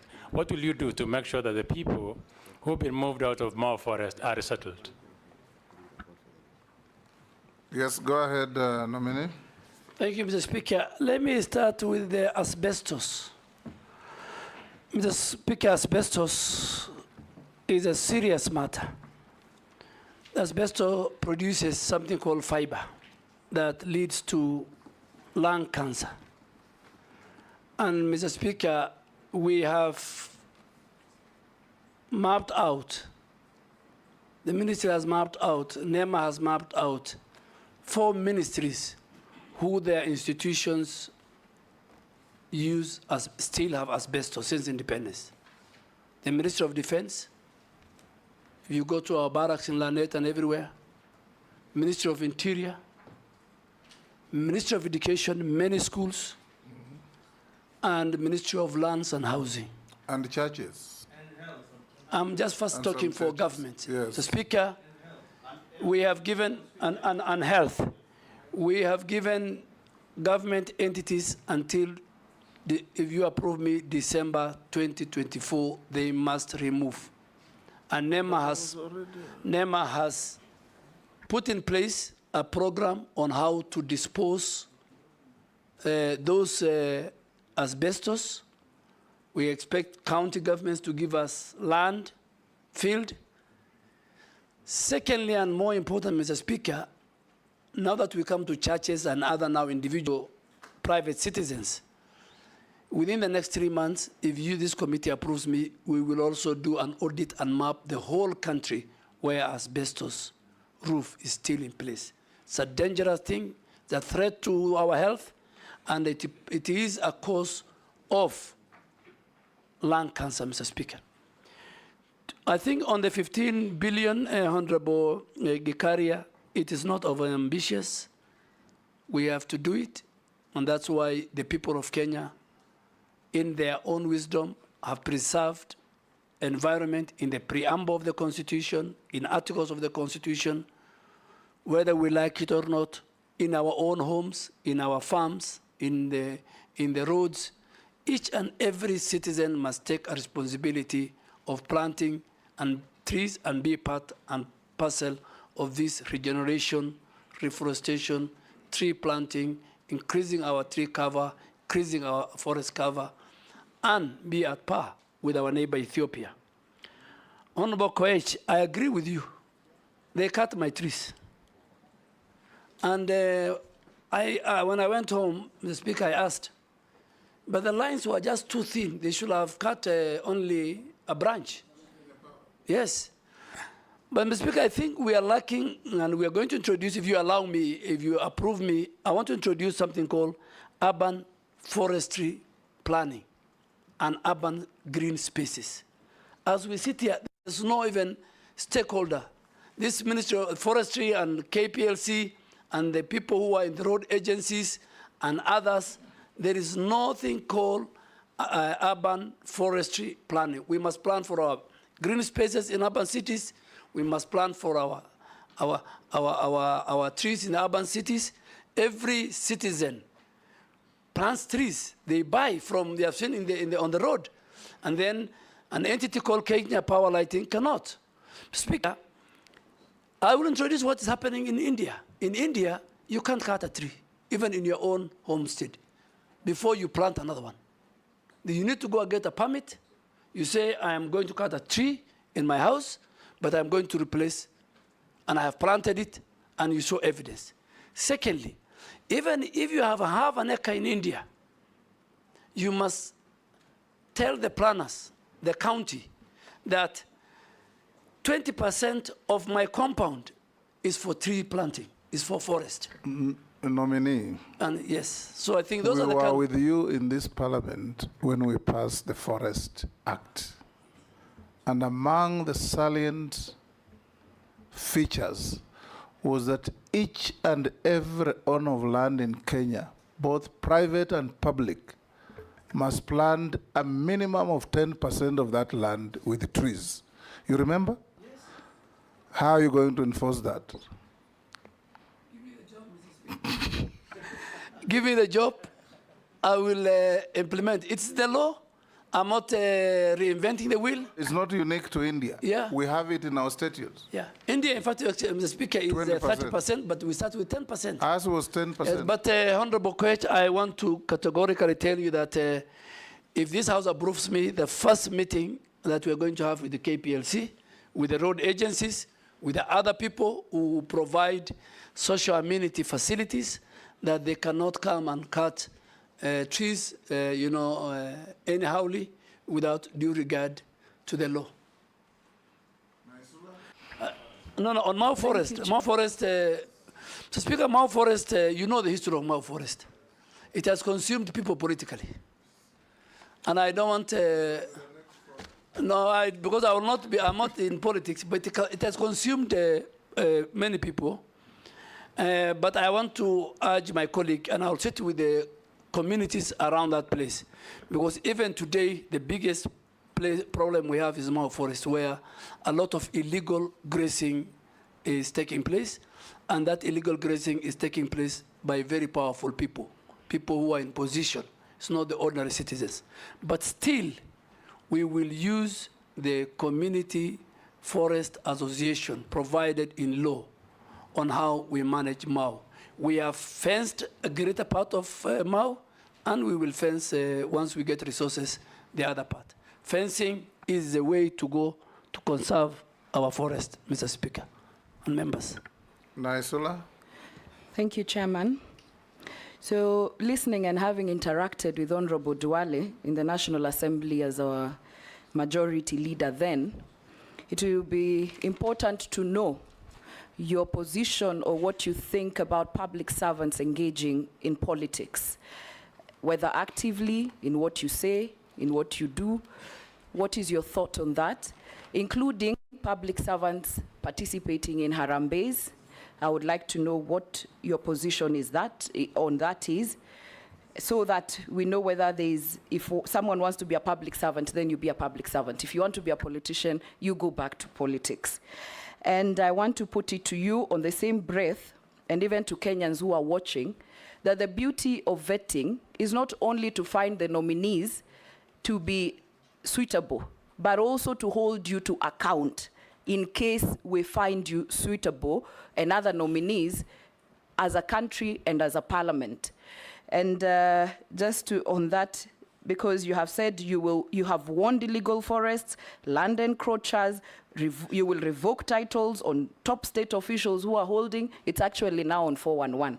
You can be sure Kenyans will hold you to account, because you know there's something that always follows you on that Al-Shabaab list to date. So just know that even this will follow you. I'm just saying that this will also follow you if we find you suitable. But on matters environment, very quickly, while sustainable logging may be healthy for forests, how will you ensure the ban on protected indigenous trees is enforced and that close monitoring is allowed during logging? Because the Kenya Forest Service only devised a plan for access, control, monitoring, and reporting actual harvesting. However, there is no established framework and procedure to monitor, verify, and audit millers' compliance with licenses and permits to avoid double allocation. How will you ensure that we don't log our indigenous trees? And finally, the staffing at KFS is not adequate. How will you ensure that you put mechanisms for using aerial, GPS, guided harvesting technologies to monitor forest resources and logging activities? Thank you. Nominee. Mr. Speaker, public servants, me included if I'm approved by this House, I'll take whatever it takes to promote, to expound, to communicate government agenda, government achievements to the people of Kenya, whether I'm in Samburu with Honorable Lesuda. So I serve the government of the day, and I'll speak for the government of the day. And I think that is what public servants should do. Public servants should not get involved in the local politics, in the county politics. They are supposed to be unifying factors. In fact, to the contrary. It's supposed to bring people together. For people to buy government agenda and for you to succeed in implementing government policies and achievements and programs, you need leaders across the political divide, and more so those who are elected and those who are the community leadership. The 411, the one on Al-Shabaab was fake news. But this one, please hold me accountable. I am one person who believes in accountability, Mr. Speaker. In the last 2 years, you and the clerk and the chairs of various committees will agree, I have been diligent when I'm called upon to Parliament, either to its committee, to the plenary, and the only time I refused to pick telephones, God forbid, was when during the recruitment. And that one I've given good reason. But I talk to members. And I am one person who respects the legislature, I respect the judiciary, and I respect people in public service. So I am ready. And please protect me when I cancel title deeds, when I do actions that is in the interests of the people of Kenya and the citizens and the country. Mr. Speaker, as our leader, please, if people want to bring impeachment to fight me, you must help me and protect me, if that is the case. The Harambee, Mr. Speaker, I'm a person who believes in Harambee. I think I have built more mosques and madrasas, and charity is a cardinal principle in my religion. Every year, in fact, this month is the month of Zakah in the Islamic calendar. This month I'm paying from what I have, and Honorable Junaid will agree with me. So Zakah can be Harambee. You'll see in my form that I have presented the number of madrasa of women in Garissa close to 5,000 women are in Islamic madrasa, courtesy of the charity I did through Harambee. I am sure there is a bill the leader of majority is going to bring. Those of us who believe in the Almighty God, that whatever He gives you, you must share. I really want to urge you, when that bill comes, let's regulate it. There are people who abuse it. Recipients abuse it, others abuse it. They use the money, stolen, corruption for Harambee, for other things. But let us, particularly, let us regulate that you can help the poor person who could not pay school fees in Samburu, in Garissa, in Eldoret, that you can finance through your own resources that God has given you, the good medical care clinic that Honorable Deputy Speaker did to many people. So I don't think whether we can close Harambee, but it's good we regulate it. And I think most of us who sit here every weekend and in our life as leaders, we have, God has blessed us because of that. I think logging. I think logging plantation, I said 150,000 hectares are made of plantation in our forest. There used to be the culture, Mr. Speaker, when you were minister, you remember, it used to be, what do you call it, allocation. Tied with corruption. Who is who? The really sawmillers were not getting it. The really people in the timber industry were not getting it. Mr. Speaker, that has stopped. Now, we have a segment for the local sawmillers within that forest, I think up to about 40%. Then we have another 60%. Then we have 40% for the other national sawmillers. But all this must be done through a proper, transparent procurement system, which is on our website, the website of Kenya Forest Service, and each and every Kenyan will be given, Mr. Speaker. Corruption will not be there when it comes to logging. And then last, I think, is technology. Honorable Suda, if you want us, of course, we want to increase our staff.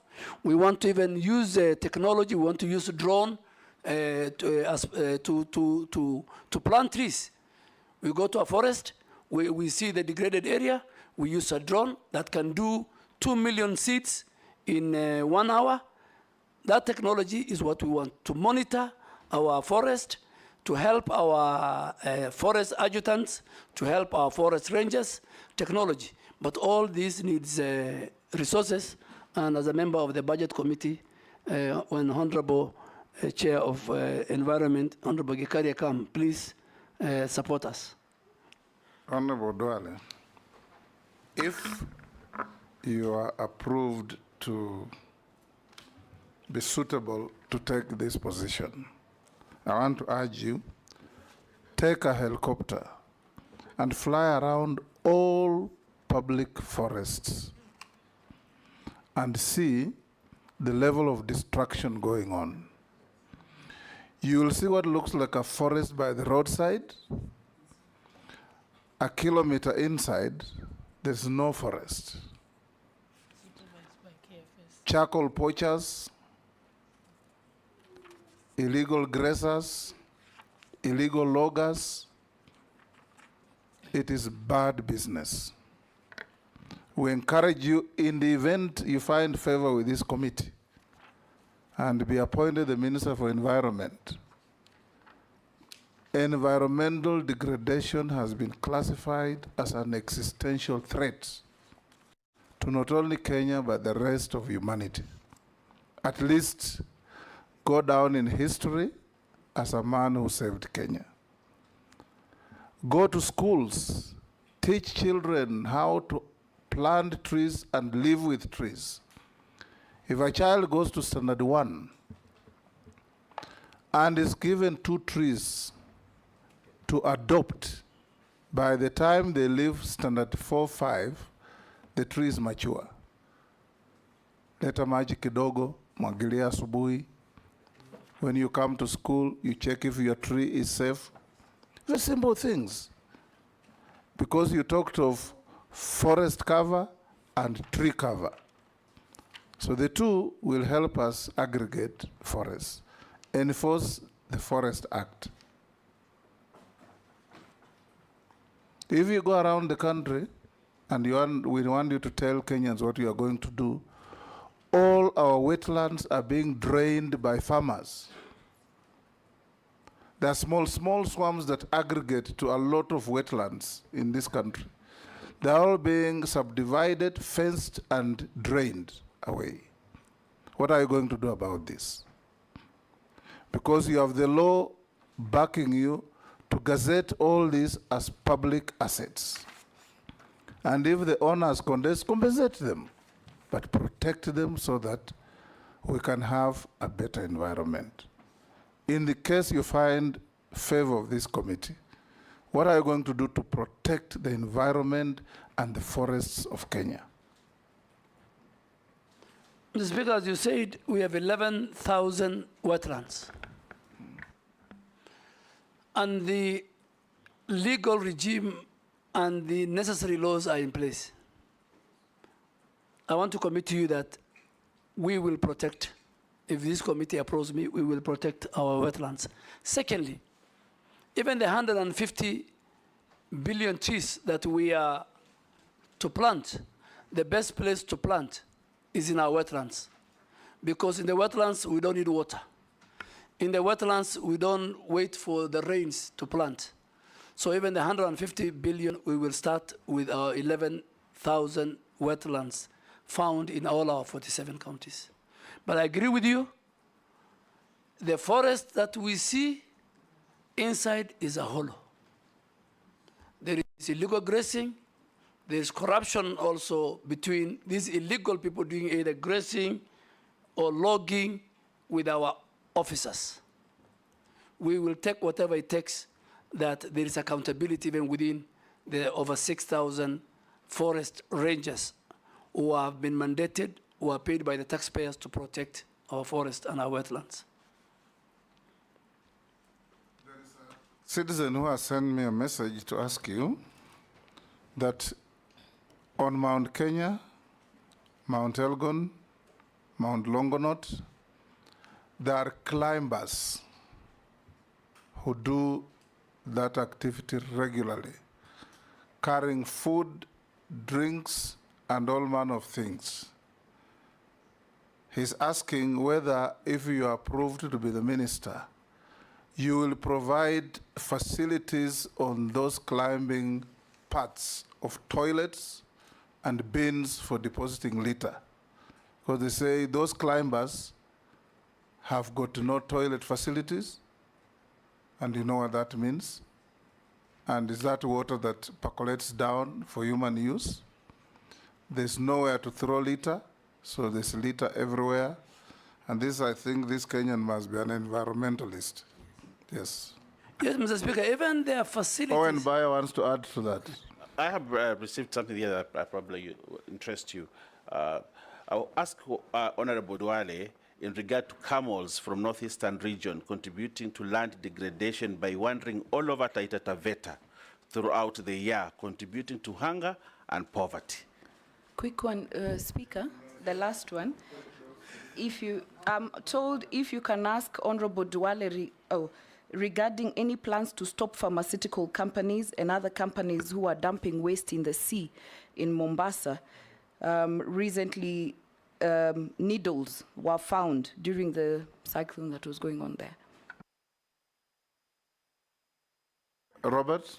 Yeah, thank you. There is also a gentleman from Kitui County called Mr. Paul Mutua who says that there is concerns of insecurity in Mwingi and Kitui along the Kitui-Tana River border of an invasion of armed nomadic herders with camels in the area. Can Honorable Duale deny or acknowledge he has more than 100 camels in that area, and that is also causing insecurity? Yes. Mr. Speaker, maybe if you allow me, can I ask a hypothetical question? No, just answer them one by one. No, Start with just the climbers. before that. Okay. If you allow me, I want to ask a hypothetical question. In the Parliamentary Appointment Act, the public have a timeline of 7 days to submit all their concerns. Is it... Honorable Duale, yes, sir. the public have 7 days to submit a memorandum that on oath that is either exposing something against you, something adverse on you, but when members are here and a member of the public sends a question, that is a legitimate addition to what we are doing. Mr. Speaker, I cannot talk for because nobody camel herders. Yes. Camel herders in Kitui County. I am a camel owner, and you'll see it in my list of assets. Yes. And my camels are in between Isiolo and Garissa County. But there's a historical notion by the leadership of Kitui, Machakos, that the problem of insecurity and camels in Kitui is not something that started today. It is their cherry pick. It's every time they speak, they do that. So I can only speak for my camels. Of course. They're in Garissa. Talk about your camels. And next time, Mr. Speaker, when you have time, they're doing very well, so I'll take you there. You have a history with Balambala. Yes. So you go see your client. Correct. And see my camels. Secondly, the same with Taveta. I have no camels in Taveta, so, and I don't know which camels are in Taveta. That raises the matter. That raises the matter. On pharmaceutical... Let him answer. Let him finish with... On the pharmaceutical, yes, I agree. NEMA has a very strong enforcement... Hold on, Duale. What's your point of order? Mr. Speaker, why is it that all camels that are traversing the country, people think belong to Honorable Duale? And there are many camel owners like us. Simply because he carries the tag as a senior leader from the region. So people associate everything from the region with the leader. And the Speaker, I am ready now and in the future to carry the tag of the community. That's why, as you said, I am their leader. And I have no apologies to answer what Naisula asked you. Naisula asked me about, and I agree. I think we need to protect the environment, more so the sea. There was even one time some people wanted to dispose of condemned sugar into the sea, and we refused. NEMA has a very strong enforcement policy. The other stakeholders who protect our marine at the coast are also on top of everything, and we will make sure. But Honorable Izuda, maybe if you have the details, you'll help us. That particular company, we will deny the licenses straight away. Yeah. The climbers? Mr. Speaker, the camels are many. The climbers, Mr. Speaker, even at the bottom of most of these mountains, particularly Abadeas, and there are facilities. Only that they have been left to waste. So we need first to have the facilities, the lodges. It can be a very good tourism attraction. And then on top, as they climb. Yeah, Honorable Duale, I think I've climbed Kilimanjaro, so I know what happens. Yes. At every stop where people eat, there should be a bio toilet that Yes. can be, the waste can be disposed. Yes. There should be the containers for people to throw the paper, if they're carrying any bottles and so on, but also bandas so that they can sleep at intervals. Because I know that if that doesn't happen, then what happens is the waste ends up being left, and you get volunteers who actually go and pick it up. So it's actually a way of protecting the climbing route. But Mount Kenya is better. Kilimanjaro is a crisis. I'll find out. And in fact, there are 10 of my good friends who have left today for Kilimanjaro for 10 days. But I think it's a very good idea. We will make sure that we implement it. It will help us in increasing the numbers of the people who will climb. And also the climbers to be hired in the Kenya Forest Service and the wildlife. For guidance. Mr. Speaker, there's a clarification I would require from the nominee. Because when I asked the question, I said I've read the question from someone called Paul Mutua from Kitui. In his response, he has said that, and this is on record, he said leaders from Machakos and Kitui Now, this is not a leader. This is just a person who sent me the message. I can even share with him. So I would like a clarification. When he says leaders from Machakos and Kitui are basically picking on him, it's important because I'm a leader from Machakos and I'm just reading a question. Point of order. Because I've hold the Quran. Point of order, Honorable Speaker. That will be an interjection between leaders of Garissa and leaders of Kitui. We have nothing to do with it, Honorable Speaker. No, I think if you allow me, he has asked a very good question. He has asked a very good question, but I want to give evidence. Speak on a number of times, and one of the time was when my good friend, the Wiper leader, lost his mother. I think, his father, one of his parents. And I went with the President Uhuru Kenyatta, and starting with the leader of Wiper, all the way to all the leaders from that region, one after the other, and I can provide the clip. They have mentioned me that I am the cause of the conflict. And in my presence, and in fact, in the morning when I was leaving, I told President Uhuru Kenyatta, that will happen. And he says, let's go. And they were telling him, but he never replied. I have other times when leaders from that region had a dispute. Garissa doesn't have a border with Mwingi or Kitui. We have a river border, but the really border is between Tana River and Kitui. So it is something which is in the public domain. It is the leaders, the senator for Kitui, the leadership. Not go that route. But that's it. Let's not go that route. I'll find another avenue to deal with that matter, not at the vetting. All public people have at one time or another been others' punching bags. And we live with it. So it should not, it's part of the occupational hazard. Honorable Dwale will end with you by asking you, yes, by asking Speaker, you. I take. That's out of order, Mr. Speaker. Honorable And even mentioning my party leader by the nominee is also unfair.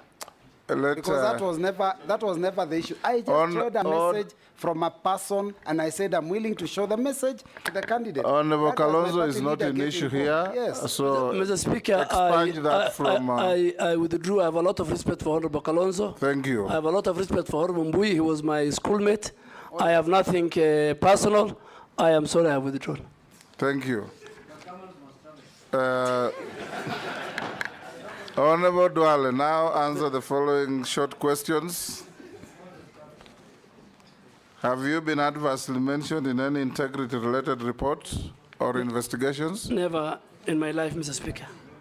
Do you hold any leadership position in any political party? No, but I'm a member of a political party. No leadership. Member, I'm allowed, Yes. Mr. Speaker. I read the law.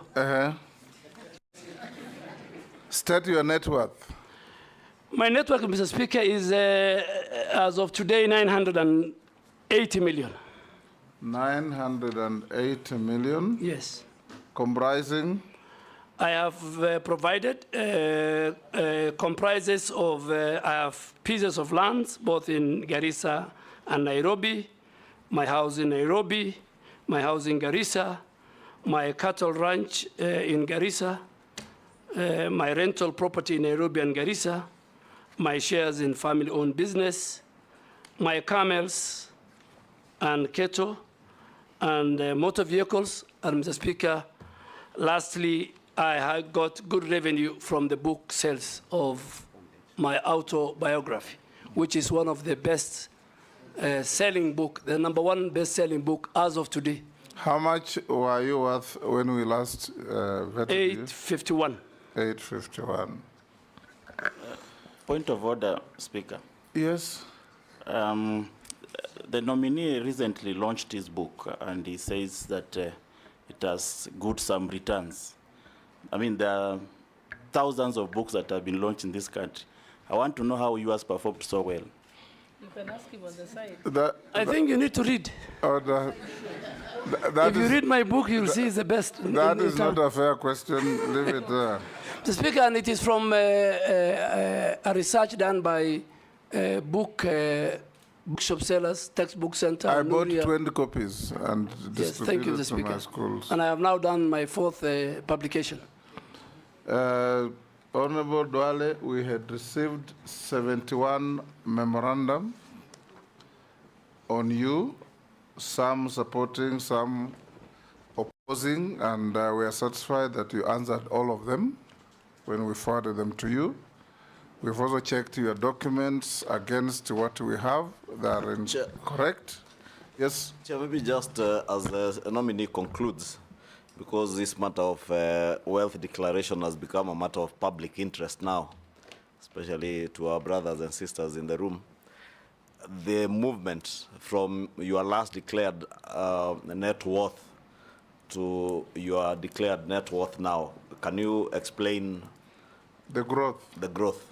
How much is it? Almost 130 or so. Honorable Ichungwa is an accountant. And there is, both for land investment and real estate property, usually the appreciation increases between 12 to 15%. So if you calculate 851 by 12% or 15%, that growth that amount will come to it. Yeah. It's about 140 million. Thank you, And Mr. Speaker, also, we had got very good rains, so my livestock grew in number. Yes. Yeah. Okay, Honorable Duale, we are done with you. Unless you are otherwise lawfully held, you are released to go to your other daily Thank you, Mr. routine Speaker. work. Thank you, Mr. Speaker. I really appreciate the time you have given me and your members. I wish you all the best. Take back your documents. See. Bring in the next. Do you want a break? Bring in the next.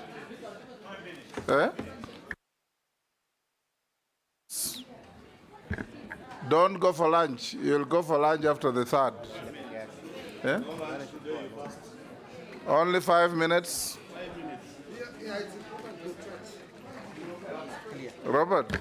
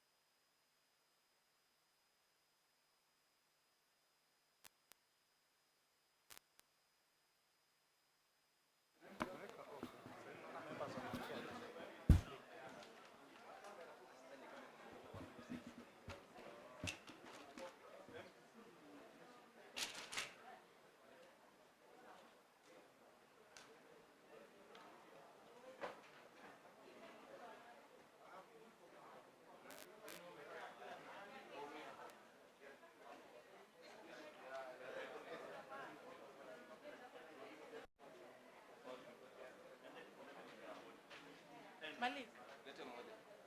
Ya nani? Hiyo ya Eric.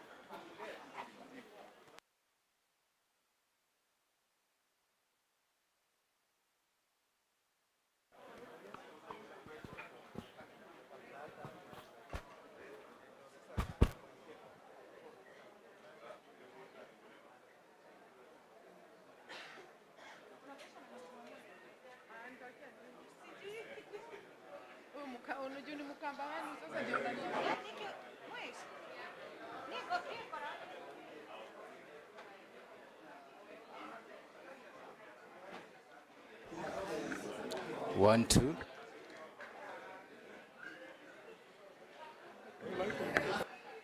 One, two.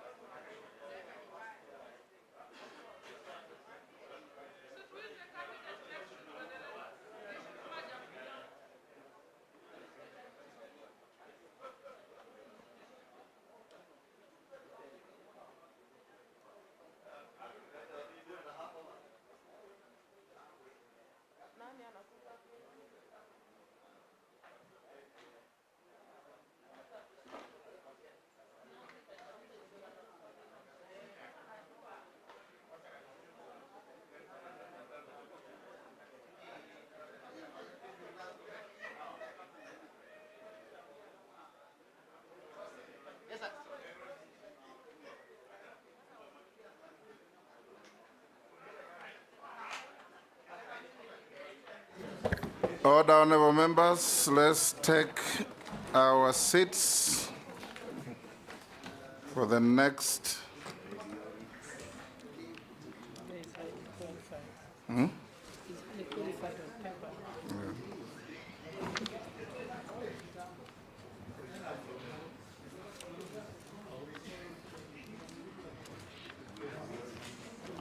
Bring the nominee.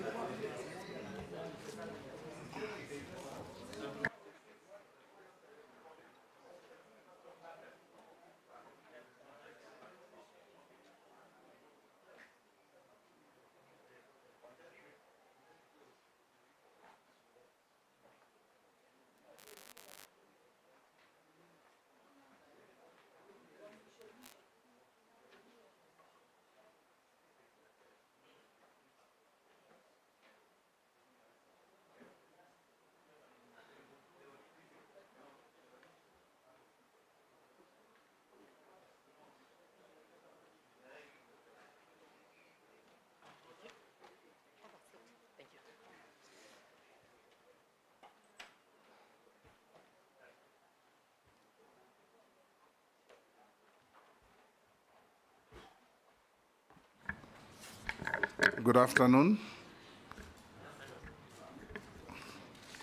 Use the mic.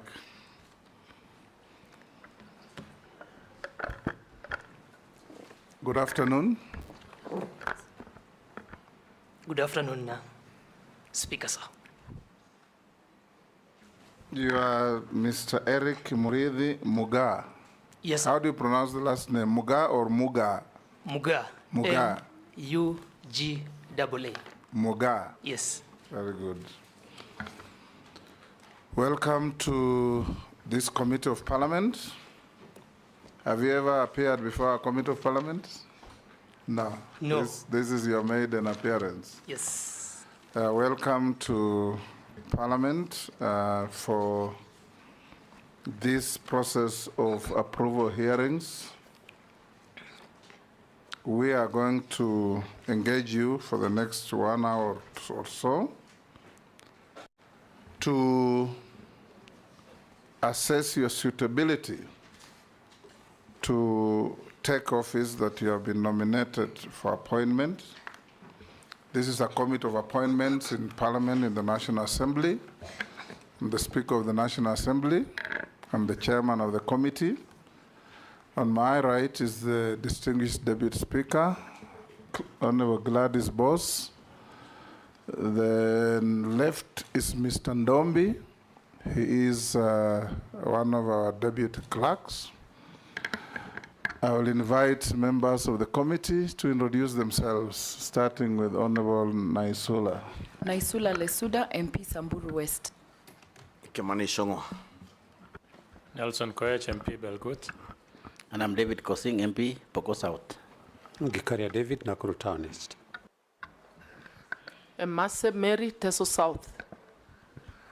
George Gitonga Murugara, Tharaka. Owen Bayer, Kilifi North. Robert Mbui, Kadhiani. Stephen Mule, MP Matungulu.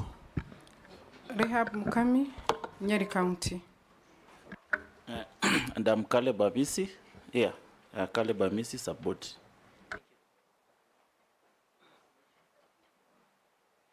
Thank you, Chairman. Mishimboko Likoni. We will start. Eric, we'll invite you to introduce yourself. Tell us your name, your educational background, your work experience, your competences, and why you think you have the suitability to the appointment to which you have been proposed. After that, you give your papers to the clerk to verify. But before we do that, we will invite you to take an oath. We have the holy books, the Quran and the Bible. Which one do you swear with? The Bible. So be upstanding, take the Bible in your right hand, and recite the oath that the sergeant will hold for you. I, Eric Muriithi Muga, do swear that the evidence I shall give for this committee on the matter and its consideration shall be the truth, the whole truth, and nothing but the truth. So help me God. Take your seat.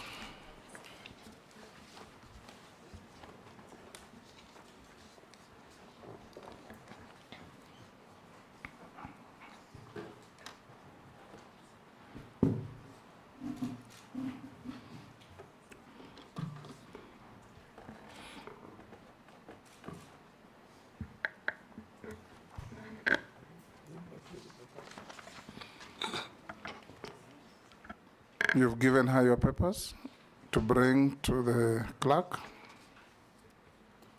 He will cross-check with what we have to see if they correspond. So start by introducing yourself, your name, your educational background, your work experience, and your competences. Thank you, Mr. Speaker, sir, and the Committee on Appointments. I'll start by thanking God for this opportunity to sit in front of the esteemed members, and also the President for giving me an opportunity on this nomination. My name is Eric Muriithi Muga, 32 years of age, born in a village called Athi, which is in Igembe South constituency, Meru County. I went to Athi Primary School, which is a walking distance from my birthplace, and did my KCPE in 2005. I performed well and enrolled in Lenana School, where I sat my KCSE in the year 2009. After that, I performed well. I progressed to the University of Nairobi, Faculty of Architecture and Engineering, where I did a bachelor's degree in civil engineering and civil and construction engineering. I performed really well. I got a first class amongst my colleagues, and upon graduation, I got a job that relates to this docket of sanitation and irrigation in a company called Mangat IB Patel Consulting Engineers. This is one of the leading consulting firms in this country. While working, I was very interested in water, so I enrolled back in the year 2017 for a master's degree in the University of Nairobi and specialized on water resources engineering, where I graduated in the year 2022. I'm born in a family with 6 siblings. I'm the third born. I am married, and I've worked for 8 to 9 years, Honorable Speaker, on water and sanitation. In the process of carrying out my daily activities, I have worked at all levels, mostly in the private sector. I've worked at all levels. I've worked and engaged with stakeholders from the ministry, mostly water development works as consultant. I have progressed in my career growth from an intern to a design engineer, and now to assistant resident engineer also, and also in some projects, an assistant project engineer. I am duly registered with the Engineers Board of Kenya as a professional engineer, and duly registered with the Institution of Engineers of Kenya as a corporate member. During my work activities, I have developed a passion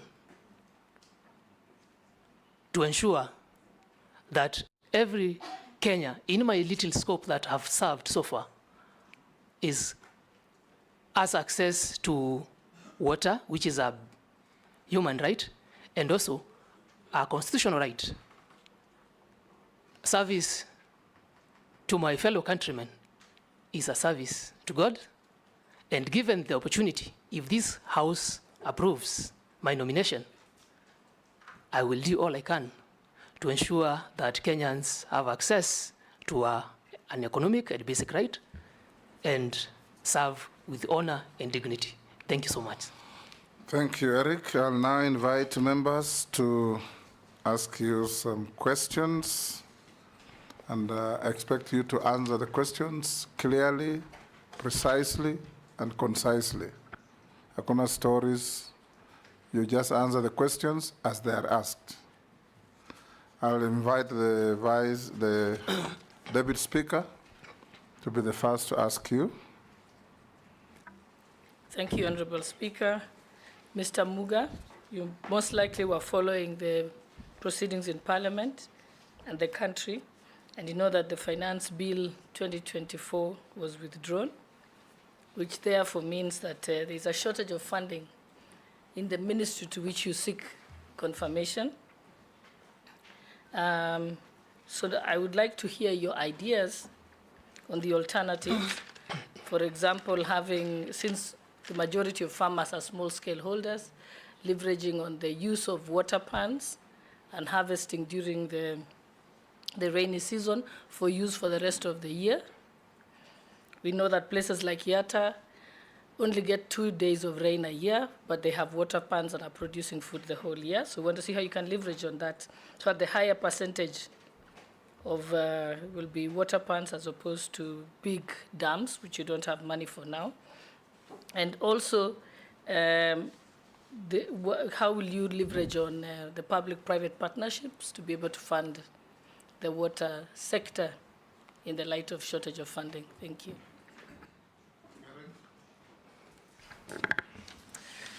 Thank you, Speaker, sir. I would like to respond to Honorable Gladys Boss' question on the rejected finance bill and shortage of funding. The Ministry of Water, Sanitation and Irrigation has two state departments, the State Department of Irrigation, State Department of Water and Sanitation. The two state departments, the State Department of Irrigation has had a budget cut of almost 1.7 billion. The State Department of Irrigation and Sanitation and Water has had a budget cut of 2.7 billion. That means we can't really develop large-scale dams, as you have correctly stated, and we need to raise funds. Raising funds, as one of the ways you've suggested, as you've mentioned, is the PPPs, public-private partnerships, that we package our projects in such a way that we attract public interest in our projects, but also ensure that the partnerships do not exploit the end user. The end user is the consumer. This, in the ministry, we have WASREB, Water Services Regulatory Board, and this will ensure that consumers who are the final end users of these services that the ministry seeks to offer will be served at the right tariffs. WASREB is responsible for the tariffs. On water pans is not a long-term solution to our water problems, especially in the areas you've mentioned of Yatta, etc. But they are relatively inexpensive compared to dams. To develop large-scale dams, that's where we will need the leverage of PPPs. And in this case, I will work with the Directorate of PPPs and the Exchequer, the National Treasury, to ensure that Kenyans get value for money. Thank you. Majority Leader. Thank you, Honorable Speaker. Indeed, Eric has preempted my question because I wanted to ask him about how he can leverage on PPPs, but since you have answered that, I don't know if you were to explore the possibility of using PPPs for the large-scale dams. Do you, in your opinion, think there is also an opportunity to leverage on the development of dams together with using those dams for agriculture and leasing land for large-scale farming, where you can get investors who will want to lease land for large-scale farming and at the same time develop land, develop the dams for use in the irrigation projects, and the same dams can be used to provide water, as you said, to end users at a rate that will not exploit the Kenyan consumers of water. Two, I have seen you have had quite some experience with in the area of sanitation, especially your work with the Nairobi River Sewerage Project. And one of your state departments, if approved, will deal with sanitation matters. How do you intend to deal with the issue of pollution? Working again together with the Ministry of Environment. Do you see any opportunities around that space? Thank you, Speaker. Eric. Thank you, Mr. Speaker, sir. In response to the question from Ichung'wah, Honorable Ichung'wah, it is true that to develop large-scale dams, we will need external funding that the government at the moment, due to austerity measures, cannot sustain. These large-scale dams, Honorable Ichung'wah, through the chairperson or the speaker, are multi-purpose dams. They not only provide water for domestic use, which is basic, they also provide water for irrigation. Irrigation is a key component in sustaining and developing climate resilience amongst arid and semi-arid areas. The concept Honorable Ichung'wah, through the speaker, has raised is viable. That if we develop a dam, a large-scale dam, in an arid and semi-arid area, it is prudent to also have a PPP to lease land for irrigation so that we have value for money for our large investments.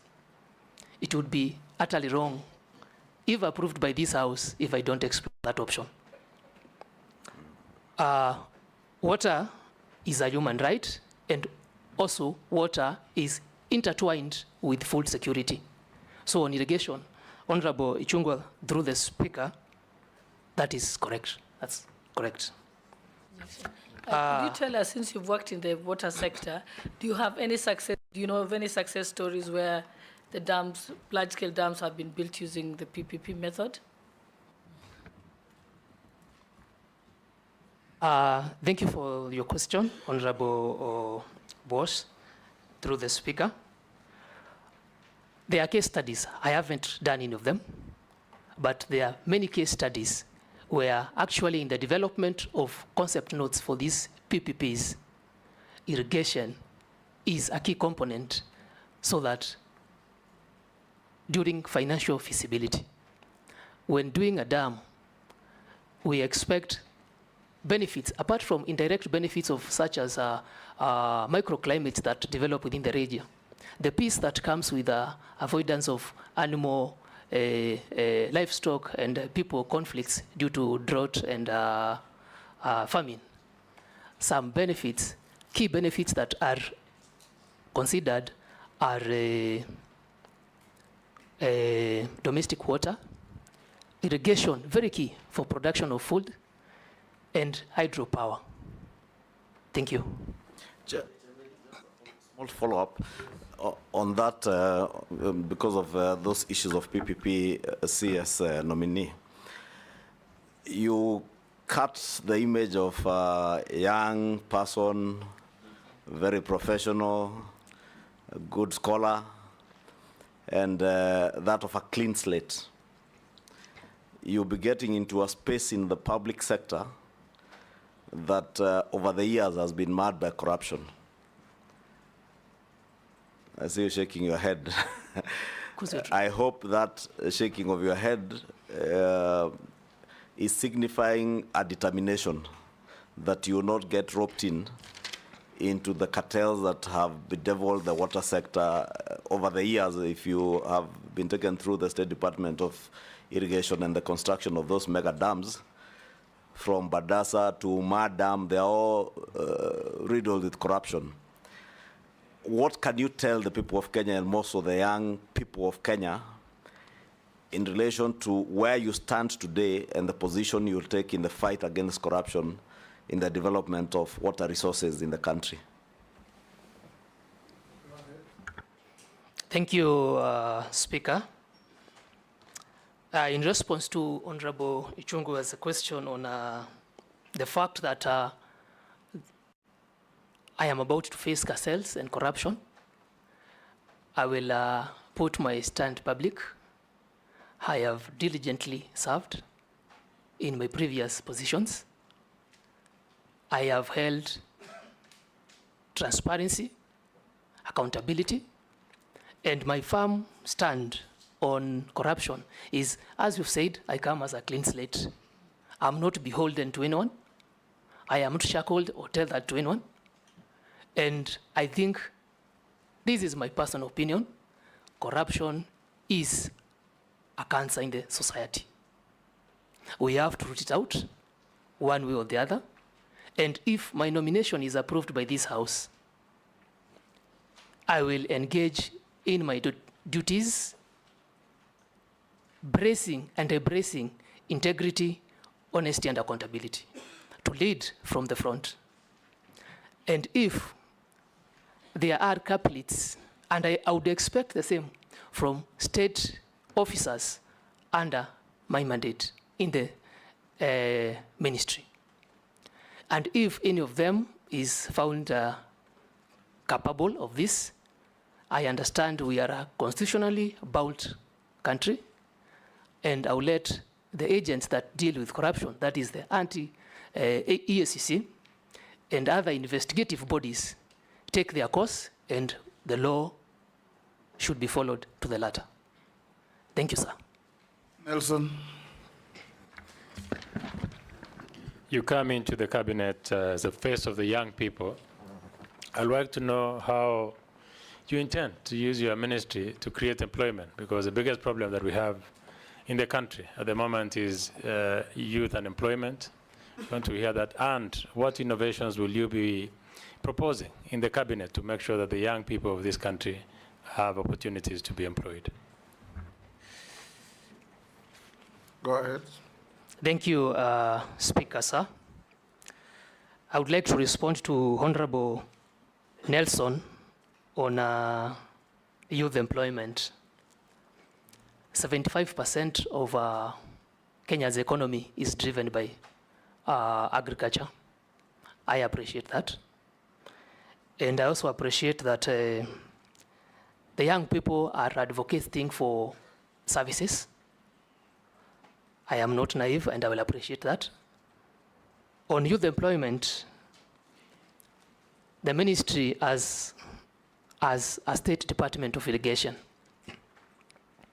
Irrigation is mandated to harvest, store water. It is mandated to reclaim lands for productivity. And it is also mandated to increase the acreage of irrigation in the country.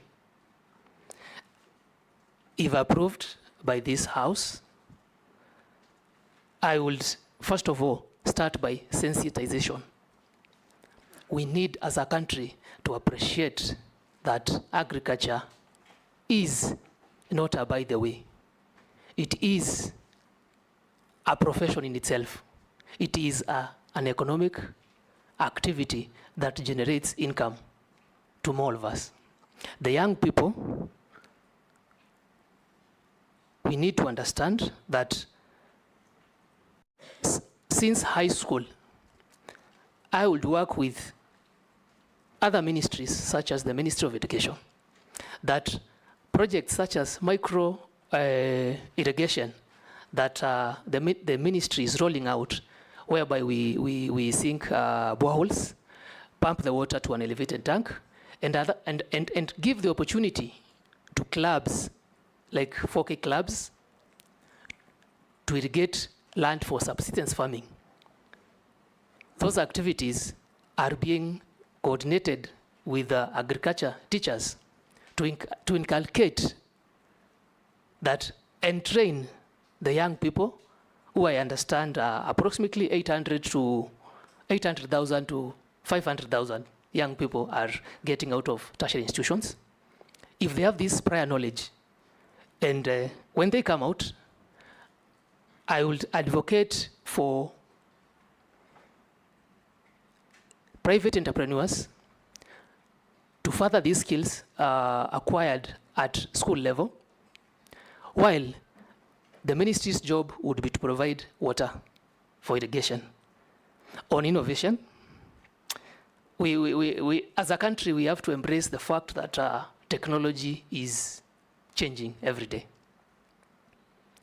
Changes in technology comes with new ideas, brighter and better ways to do activities. For example, in the ministry, I have been involved in water service providers distribution networks. These networks, most of them are people depend on memory to remember where the existing lines were, how they were done, when they were done. So I would encourage innovation in activities such as modeling, which will empower and employ young people in these water service providers, to forego and to eliminate dependence on people's memory. Technicians depend on memory to tell you where the pipeline is.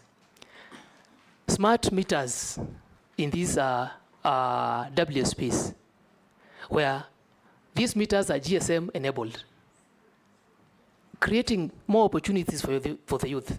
And if I find an opportunity to sit in the cabinet as approved by this house, I would also be a champion to developing policies, not only in my ministry, but in other ministries that include and take care of public participation, especially the young people, inclusivity, and that their opinions are heard and they find the final decision or the final policy that is adopted as a country accommodates their issues. Thank you. Thank you so much.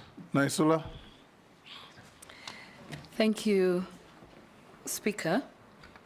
Mr.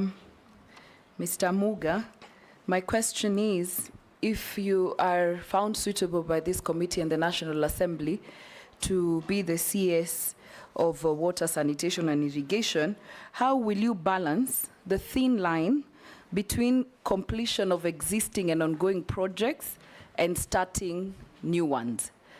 And you should just have in mind, if approved, these members of parliament and many others who are not here will be knocking your door, saying there's this project in my constituency, and I want to know whether you'll also be intimidated. Some of these members who are third-timers, fourth-timers, older than you, bigger than you. Please, Kenyans would like to know how you'll be dealing with that. Then the second question is, I want to pick your thought on the many water agencies we have in this country. We have them in Regional Development Authority, we have some under the Ministry of Water, and what purpose they serve. You know, they're all serving the same communities. We're giving funds to a certain regional development body. We're giving another one to a water agency. The money for development is lesser than the recurrent expenditure. I want to pick your thoughts whether that is a prudent use of resources for us as a country. Hold, Eric will take another one. Posing. Thank you, Speaker. For the nominee, I don't know whether you know what you are almost, should you be approved, where you're going, what the kind of industry you're going in. And maybe to help Honorable Chair and Chairman and Speaker, two things. One, there are dams which are already built, and some of them are 50% in this country, big dams, some of them 50%, some of them 60%, 70% in terms of completion. And an example is one which is in my county. As an example, there are many in this country, but I'll give you one example, which is Muruny Dam, which costed about like 10 billion Kenya money, but it's not complete. Now with the austerity measures or finance bill having been rejected, and many debate about now where we're going to get money, what will be your proposal on how to deal with that? Because PPP, which we suggested, is actually a future dams. But there are dams which are almost 80, 90% complete, which are going to stall. And I hope you know what it means if a project is stalling like that. It means the contractor will be out of the ground, or is already out of the ground anyway, and then he's going to, whatever is asking government, that's accumulating interest. So we will end up paying, rather than now paying 10 billion, we might do 20 billion. So what we'll do about that? Number two, there is a cancer which many Kenyans don't know. And I want to tell you, nominee, should you be appointed, please make sure, take care of this. From audit perspective, we have realized that as a country, there are again so many dams which were built using loans, right, from outside this country, from developing agencies or banks and so on. And that loan, MOGA, is being paid by National Treasury as exchequer, which means from our taxes. And those Kenyans who are paying those taxes, for example, are not even enjoying that water. So there's been a serious debate that even those agencies which run this water, those now regional agencies, they don't pay.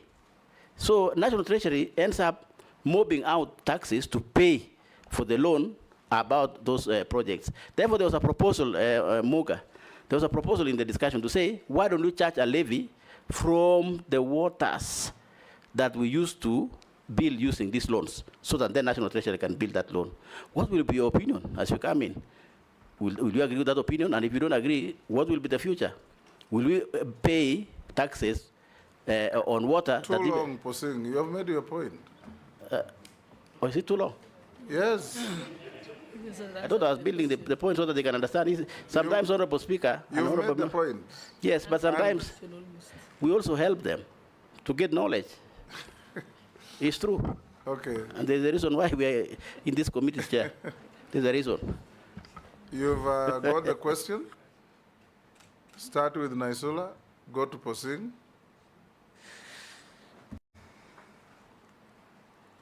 Thank you, Speaker. If I may respond to Honorable Nesula's question, on the lean line between completion of projects and starting new projects. As I initially stated, I am well aware of our austerity measures. However, projects that have been started have already, Kenyans and the taxpayer has already sunk money in these projects. Honorable Nesula, through the Speaker, my target would first of all to complete these projects and ensure that Kenyans get value for their money. How do they get value for their money? Through connections. The only proof that we are truly working as a country towards achievement of Vision 2030 of 100% water connectivity is by completing the projects and actually having connections to Kenyans. I agree it's a thin line between, because the House members may want new projects in their areas. And I would like to be reasonable. And we'll ask the Speaker, the same matter might come to your House again, to protect me, because Members, Kenyans have already spent money on old projects that are not helping anyone. Unless we complete this, then we'll have a chain of incomplete projects throughout the country. And the Vision 2030, and well aware that water is one of the SDGs, Sustainable Development Goals, we will not achieve that by 2030. The second question from Honorable Nesula through the Speaker was on my thoughts on the many water agencies we have in this country. Our constitution is very clear, and the Water Act 2016, on the establishment of institutions that are required to man and manage the water affairs of the country. In case there is need to review this, I will be open to advisement through, of course, consultation, because I'm a team player, and wide research to see whether we can channel that to a centralized system that is easier to monitor and save the recurrent expenditure that Honorable Nesula is worried about. Will members intimidate you? If I may answer the question, Honorable Speaker, I think don't look at the size and think you can easily intimidate me. So I'm comfortable in my shoes. I think I have proven that for many years that I've lived. Thank you. Or want to answer? Honorable Kosing, through the Speaker, I would like to make it clear that I'm well aware of his dam. He has been vocal about this for many sessions in the House and in the previous, my predecessor, who was vetted on nominee on water. And I understand that his dam is approximately 50% complete. He has stated that almost 10 billion Kenya shillings have been sunk into the project. And now we are facing austerity measures, and this dam was not one of the PPP projects.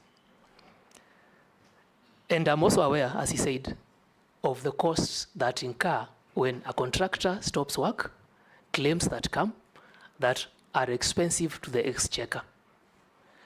I would like to promise Honorable Kosing, if this House approves me, maybe I will take him exactly to his dam as I discuss and get facts on exactly the status of that dam, and not only that dam, all other dams that are being financed by the national government, the exchequer, prepare a report on the same, and if our finances are not adequate, I will come to this House again and table my case to ensure that we don't have hanging projects, as I said.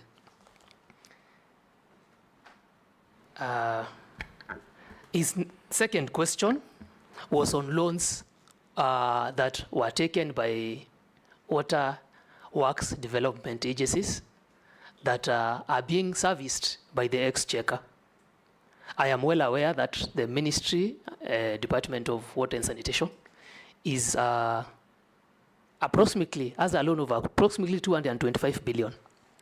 This came up in the sense that projects were done, and water being a devolved function, these projects were handed over to county governments through water service providers. I have been in this industry with water service providers for a long time. Now, the status is the water service providers, most of them don't break even in their collection during billing. So there's no money remittance to the water development works that should trickle back to repayment of these loans. I can promise you, if this House approves my nomination, I will work to strengthen our water service providers' institutions. I understand, and I am well aware, it is a burden to the exchequer, and we will work to ensure that these water service providers reduce their non-debit water, increase their billing, increase their last mile connectivity. As I said, last mile connectivity is the activity or projects that bring value to Kenyans. And through that, when our institutions become semi-autonomous, we can generate enough revenue to help in payback of these loans. Otherwise, I will have to consult with the National Treasury and also the task force established by the President on debt restructuring. Thank you. Gikaria.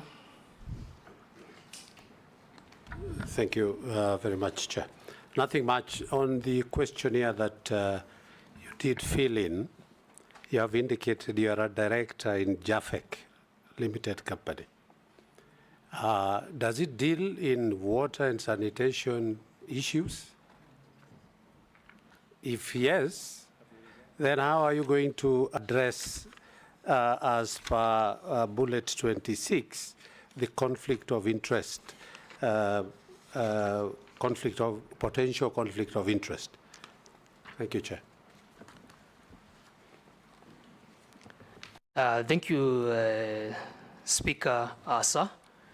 If I can address the question from Honorable Gikaria, I understand the responsibilities of this office if approved by this honorable committee. And yes, JAFEC is a group of like-minded engineers, very bright, to be honest. And if approved by this House, I will have to take a step back from that. Under the conflict of interest, as I said earlier, I have given my word that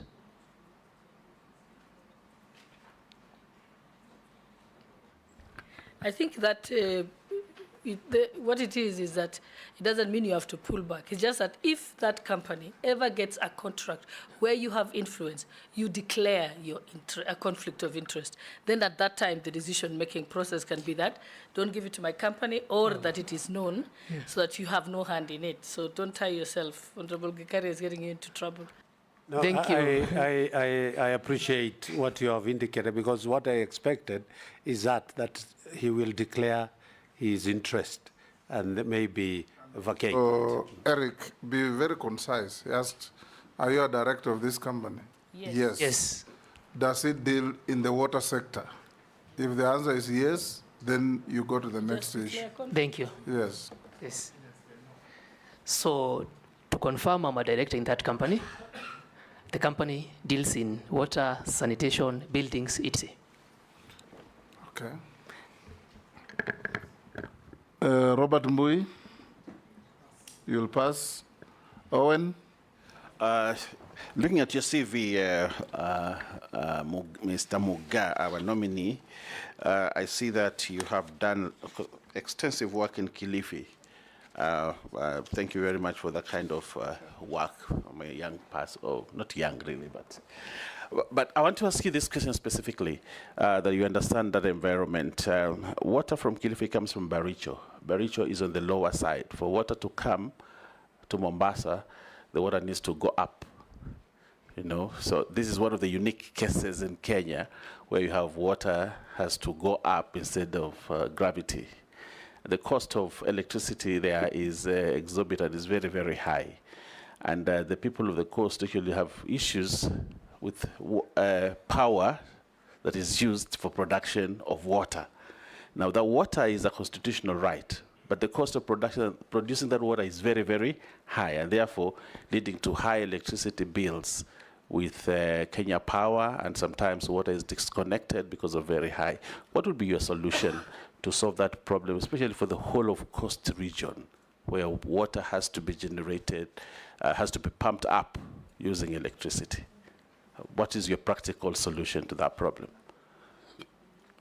Hold, Eric, yes, Murugara. Take those Yes, two. thank you, Mr. Speaker. One question. Eric, Kenyans have waited for water for the last 60 years with abated breath. Millions of households everywhere are waiting for water. And they now look upon you, if approved by this House, to actually give them water. What is your word to them? And what should be their expectation from you as a young, qualified engineer in water on whom they will place a lot of reliance as far as water is concerned.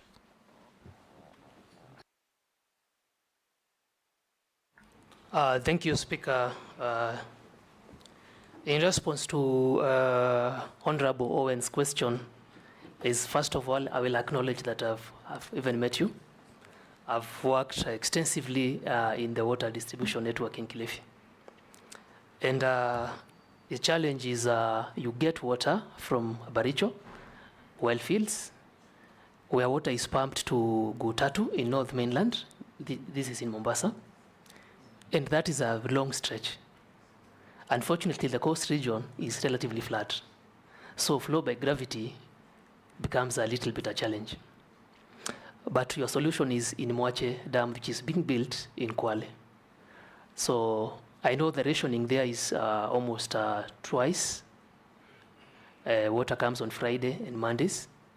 And to solve your problem, unless we sink boreholes in Kilifi, then you don't have an active river, or think of desalination, which is a relatively expensive way of doing it.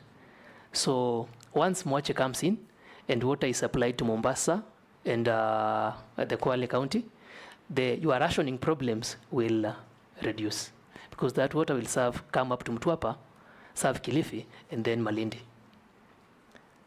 So, and your power expenses will be alleviated a little bit.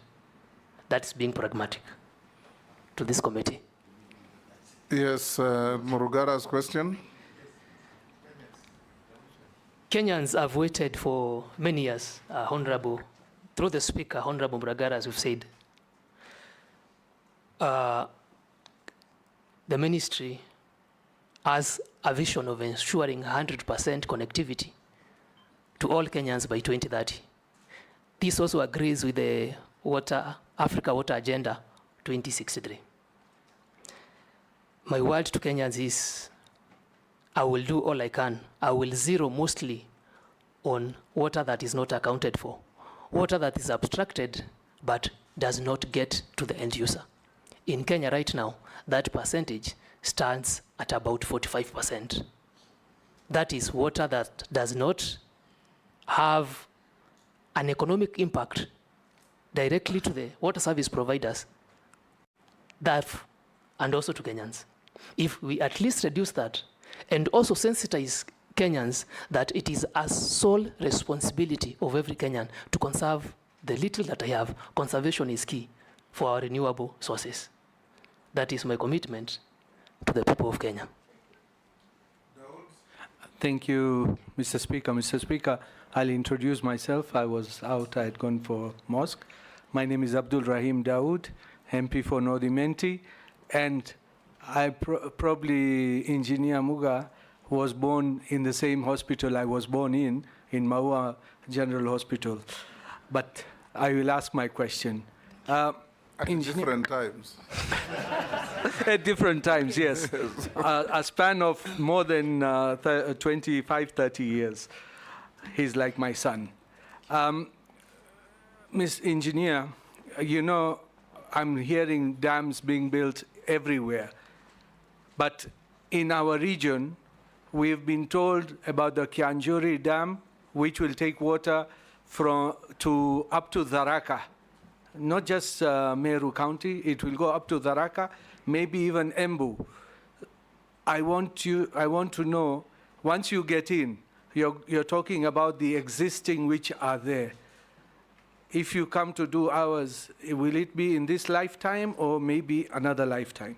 Second, there is a project which has been ongoing in Meru, sanitation, because sanitation is your forte. Sanitation, we've got Meru sewage plant, which has been built for the last 5 years, and it is never been completed. We need sewage everywhere in this country, plants. We need to get it out of towns. What do you envisage to do when you're there? And the last one is, you have talked about boreholes. I don't know if you're aware, in Nairobi, there are 6,000 boreholes. Only 2,000 are licensed. 4,000 boreholes are not licensed. Is borehole the way to go to get water when the aquifers are already dry? So how would you approach that, and how are you going to control it? Thank you, Mr. Speaker. Mary Massey, let's take the next one. Through the chairman, I have just one simple question to the nominee. From my experience in service to wananchi, I realized that we have so many water facilities, boreholes that have been drilled over the years, because there was even a time NGCDF also used to drill boreholes. But there's a problem with the sustainability in terms of maintenance, in terms of repairs. You'll go to an area, you ask wananchi whether they have water, they say we don't have water. You ask them, have you ever, there's no borehole that has ever been drilled here. There are two, but they're all not functioning. So my simple question, if approved as the nominee for Minister of Water, what are your plans? What interventions? Because I think there's need for a structured interventions on how to maintain and sustain this repair and maintenance across the country where these boreholes have been drilled. Thank you. Nominee. Thank you, Honorable Speaker. I'll start with Honorable Daud's question on Kiunjuri Dam. Honorable Daud, I appreciate your concern about dams in Meru. I also come from Meru. There are not many. In this regard, as you've correctly pointed that my target would be first to complete the ongoing projects, I will look at, we have a Kenya National Water Master Plan. I will review. These dams are not done because they have to be done. They are done on need basis. So if there are regions that are more deserving, in the spirit of integrity, we will do the right thing. And as you said... Point of order. Yes. Point of order, Speaker. Yes, Daud. The nominee, although he comes from my county, and he's aware of, maybe he's lived out of Meru for long, and he says they will prioritize where there is a need. Honorable Murugara's constituency and his county, there is a big need. Even in my constituency, there is a big need. So let us not be put in the ones who are satisfied. We are not satisfied. Go ahead. Thank you for that, Honorable Daud. I'm not saying that you are satisfied. Let me clarify myself through the chair, through the speaker. I'm well aware of regions in Meru, like Tharaka, and I am well aware the president the other day commissioned a Duchi Dam. Yes, it's someplace in Tharaka. Yes, yes. So, if we look at the master plan, the National Water Master Plan, and which I have not, I've lived in Meru my entire life, first of all, to clarify that. So I am not a stranger to those lands, and even Honorable Muragara's region. All I can promise you is that we will look at the needs of Kenyans and also serve them on need basis. If your region is truly deserving of that, Honorable Muragara and Honorable Daud, your time shall come. The next question was sanitation in Meru. I am aware of that project that has taken long to be completed. I don't have the details right now, but I can assure Honorable Daud that I'll find out and get back to you. Through the chair, the speaker, Honorable Emase, your question was on sustainability of operations and maintenance. I would like to pronounce myself that operations and maintenance is mostly the responsibility of the WSP, unless you have privately owned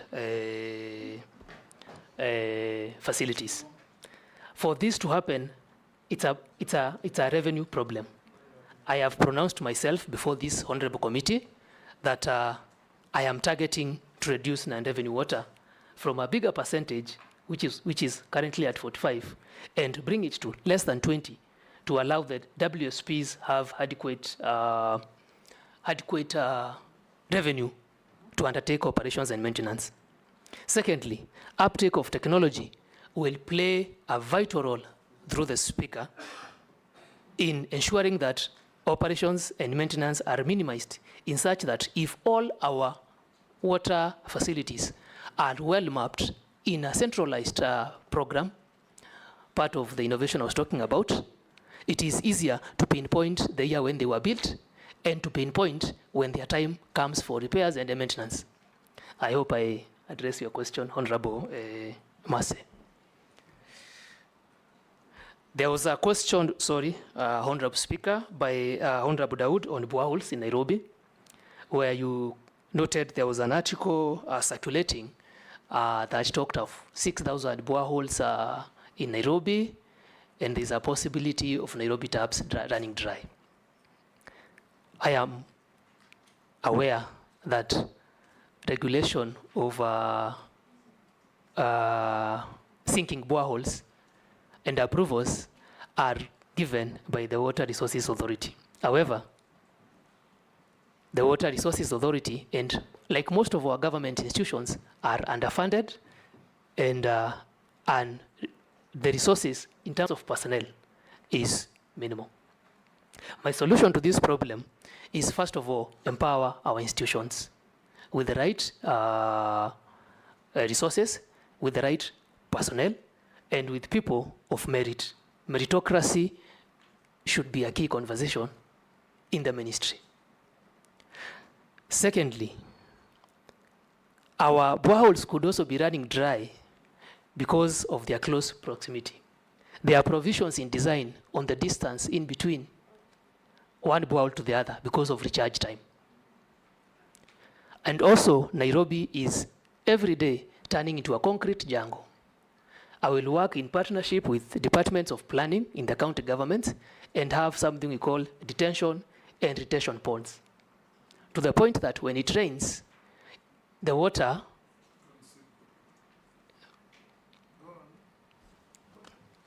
Okay. Go on. Okay, thank you, Honorable Speaker. I thought you were interjecting, sorry. Our retention and detention pods are recharge areas for aquifers.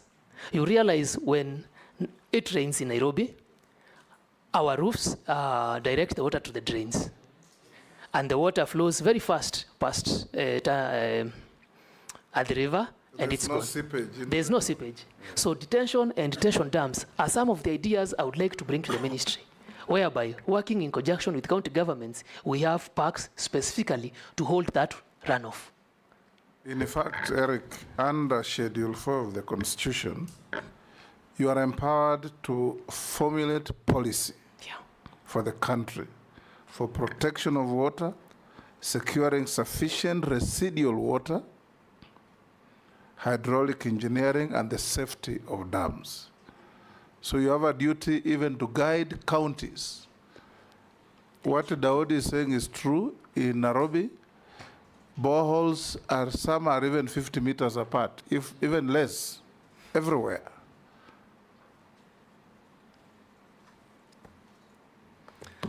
Thank you, Honorable Speaker, for that support. And Honorable Dawood, this is not a theory. I have been to Israel to benchmark on the same. So this can happen. Amisi? Thank you, Mr. Speaker. Mr. Speaker, to the Honorable nominee, I understood that you said you are 32 years of age. So in the demographic bracket, it puts you at the millennial, just like me. I'm a millennial. Yes, he's actually a millennial. The last of millennium, yeah. I think I belong in the middle of the millennium. Yeah, so you are basically closer. You are the closest the Gen Zs can come to. And that puts you like a control experiment in the management of the nation. A point whereby if you succeed, the young people feels that, yes, we can do it, one of our own did it. And if you fail, that will be the end of the young people's agitation in this country, because you will give a mark that even if you are given a responsibility, one of your own was there, and this is what he did. You understand that's a very, very important position you are going in. And that marks my question that what is this managerial experience that you bring to the ministry that you are going in? Then secondly, there is a drought problem in this country, and the water harvesting has been suggested as one of the ways of combating, just to mitigate the effects of drought on the supply of water, and especially to schools, because you see members of parliament running helter-skelter in town looking for water from all the ministries and parastatals. It's basically the problems of water in schools. How do you intend to mitigate the drought area and the supply of water to schools across the country? I want you to juxtapose that one with the presence of Lotikipi. There is a Lotikipi aquifer that can supply, it has been found out that it can actually supply underground water for 70 years to this country. How do you plan to utilize that? Thank you. Hold, Eric. Mukami has nothing. Mishi? And Honorable Speaker, yes, just as to say that these questions were actually sent to me by Gen Zs. Mishi? Yeah, thank you, Honorable Chairman. Honorable Chairman, my question is to the nominee on how he's going to navigate complex geopolitical dynamics to forge equitable agreement on shared water resources. I'm citing some areas, like for instance, in the coast region, we have the Mwache Dam, we have the Marere Spring, which is shared between Mombasa County and Kwale County, and there have been some rift, or rather some conflicts. I'm also looking on the Mzima Spring in Taita Taveta, which is also be shared by Mombasa County and also Taita Taveta County. And most of the time there are some issues, and that is why you have seen, we have not realized the Mzima Spring too, because they are undercurrent politics. So how are you going to navigate on this issue so that there is harmony and there is assurance of having access to water to our Kenyans? My other question is, right now, currently, agricultural productivity is not matching with our growing population, resulting in higher dependence on food imports. And one of the reasons is that we are still on dependence on rain-fed agriculture. So what kind of interventions are you going to do to ensure that, at least as Kenyans, we have food sufficiently? Lastly, are you still believing that the Kenya Kwanza government is going to realize one of the key pillars on building of 1,000 dams? And what is the status right now? How many dams have you realized right now? I thank you. Yes, Maridi. Tell us what you know and avoid what you don't. Yes. Thank you, Honorable Speaker. I'll start with the question from Hamisi, who said he's a late mid-millennial. And he's talking about this being a control experiment. I will put it to this house that I could be young of age, but I truly understand the responsibilities on my shoulders. You already said that. Go on. Just clarifying myself to him. Secondly, the drought problem in schools. Some aquifer somewhere.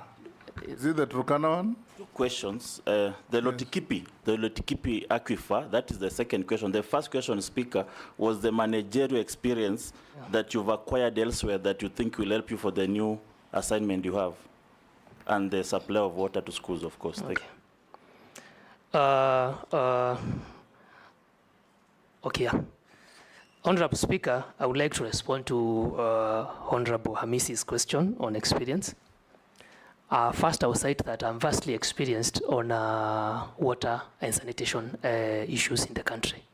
I have, as I said, I started, I have worked as a team leader, design, etc. This experience does not mean that professionals in the ministry don't have it. I understand that the ministry is not short of professionals, and it is not short of policy.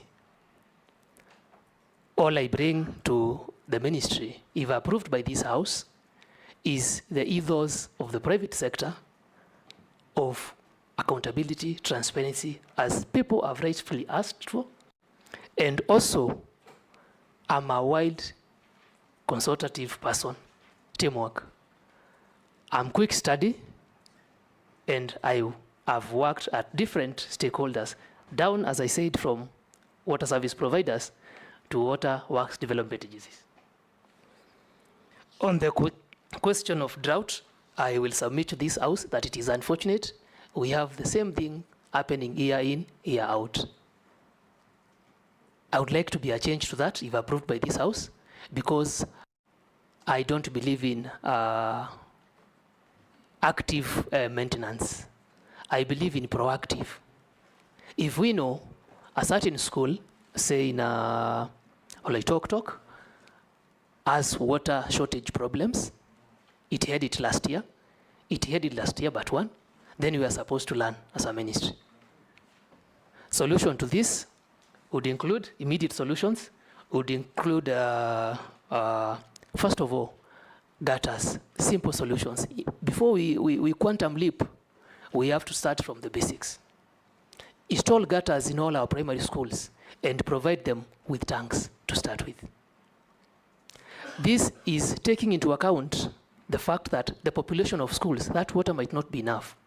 Then the next immediate solution would be, can these people have a borehole that serves the school and the community at large? And then the long-term problem solution, the medium-term solution would be within a region that experiences drought and water scarcity. Why don't we have a water pan, and that water is shared among schools during dry periods? The long-term solution is what I talked of. Our only solution is having large storage dams. Right now, our water storage starts at about 103 meter cubic per capita. The target is to achieve above 1,000 meter cubic per capita in the long run. The presence of Lotikipi aquifer that you have mentioned of, I know, if approved by this House, the ministry has one of the ministry departments deals with groundwater. Groundwater is in form of aquifers, as you have rightly pointed. So, if this is true, I don't know where you got your data from. The Gen Z who is asking that question. I would like him to provide research, because I believe in research and proper mapping. Then this would have been a game saver, a game changer in those regions. So, but I promise I will work with the department responsible for groundwater harvesting and storage and find out these facts and table it to the members for discussion. Thank you so much, sir.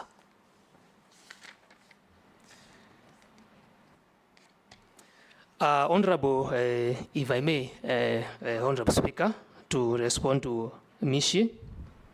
Mishi, I will say I was part of the team that looked at the distribution network in Taita Taveta a while back, if you look at my CV. And I understand that these water resources are shared between counties within that region, specifically Mzima. That was not a bulk distribution network. We were more looking at the distribution network that actually reaches the people. I understand In the Water Act 2016, it is the mandate of the Cabinet Secretary under this docket I'm nominated for to ensure catchment and interbasin transfers are amicable.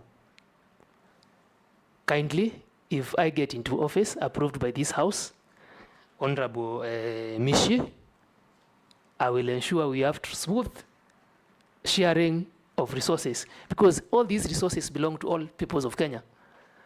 They could be in your county, but if there's a room for us to accommodate the other and provide water to another Kenyan somewhere else, but I'll get back to you with a proper written discussion on that. And I will also ask for your support on the same, because members within that region have a say to the resources in their region. Thank you so much. Russell, sorry, Sharia. Thank you, Mr. Speaker. I guess I had stepped out. That's why you think I'm not here anymore. Yes. I'd gone to the mosque. To pray for Thank you. Eric, my name is Abdi Shurie, MP Balambala. Mine is one very simple question. The right to clean water is seriously hampered by the lack of water infrastructure investments in the rural areas. If confirmed as part of a non-discriminatory policy making, would you consider championing extra complementary funding for rural Kenya? Thank you, Mr. Speaker.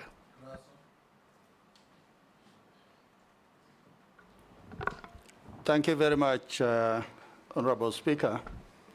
Eric, my name is Dido Raso. I'm the MP for Saku. Saku is in Marsabit. Devolved function. As I walked in, you say water is a devolved function. If this House approves your nomination, you'll sit at the top, that you'll be the man in charge of water in this land. Then there's no water in Marsabit. Will it not disturb you? Secondly, you went for some training in Israel. It doesn't rain in Israel, and there's no flowing water. But the Israelis have piped water. And I think the only water that is evacuated to Israel is from the Nile, from the Egyptians. Egypt, there's no rain in Egypt, maybe once in a blue moon. They live on the Nile, and every household or every house constructed in Egypt actually experiences running water. So when you look at Igembe or even Marsabit, people still draw water from earth dams, or what in the old colloquial we call ponds. What is coming into your mind that if you are given this job, that every Kenyan, wherever they are likely to get some water, maybe some clean water? Finally, it is about Vision 2030.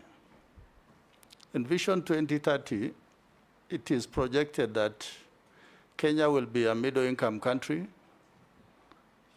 with some industrialization, and every household will have some water. With budget cut, austerity measures, and also with the clamor that Kenyans should not pay taxes.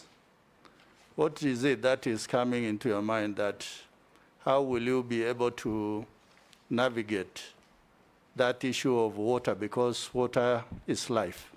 Thank you, Honorable Speaker. Let's take the last one, Eric Mule. Thank you very much, Speaker. Thank you very much, Eric, the nominee. I've seen your CV impressive at an early age. Eric, being a young engineer and worked in the industry, I know you have been working under the master plan, the National Water Master Plan of 2013, which should be guiding the country. 11 years down the line, Kenyans are yearning for clean water, and they're also yearning for water for irrigation. If you are approved as a member of the cabinet, I want to hear from you. Are you comfortable with the existing master plan? And if you are given an opportunity, what kind of a master plan for water will you give this country so that Kenyans can realize the dream of clean water as quickly as possible? And the second one, what timelines are you foreseeing to finish some of the major dams like Thwake Dam and Umar Dam in Kitui?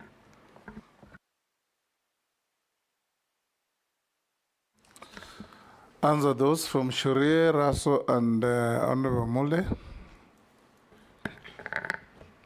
Thank you, Honorable Speaker.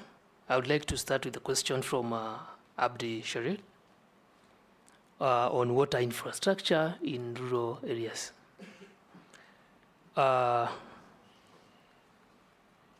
And the funding, whether I would invest more on rural areas. I understand that more than 85% of the country is rural, and these people too deserve the human right of having water and sanitation, improved sanitation. And to do that, we have to leverage now, because of austerity measures, on other development partners. I'm sorry, I think you were not there when I explained this to Honorable Ichungwa and Desuda. We have to package I'll repeat, we have to package our projects in such a way that they're attractive to private investors to start with. Water service providers, I don't know where you come from, the region, the name of the water service provider. I come from Garissa. What is the name of your water service provider? The city, the company that provides water. I come from a rural constituency, so which I do not have. But if you want this Garissa water. Yes, thank you. But they don't serve my constituency. Yeah. So the county government has the responsibility of last mile connectivity. And to do this, the county government sets up water service providers.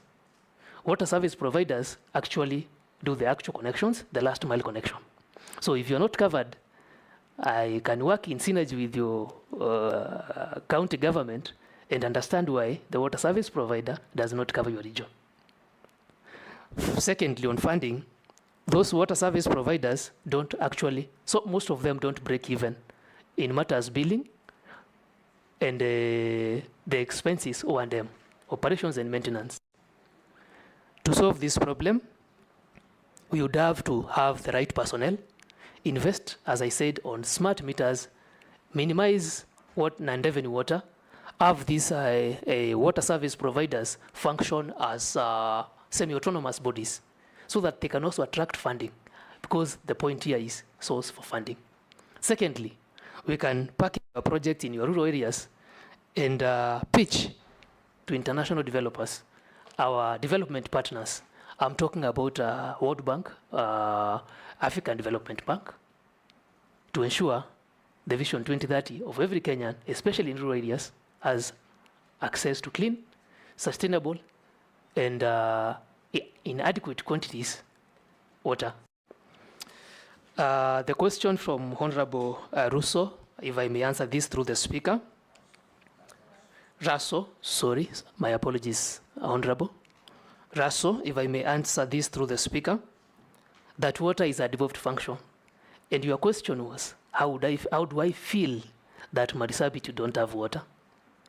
I am sad, sir. To be honest, I am sad. As you said, that is how I feel. And it is very unfortunate to the people of Marsabit. I will tie this to the question on Israel.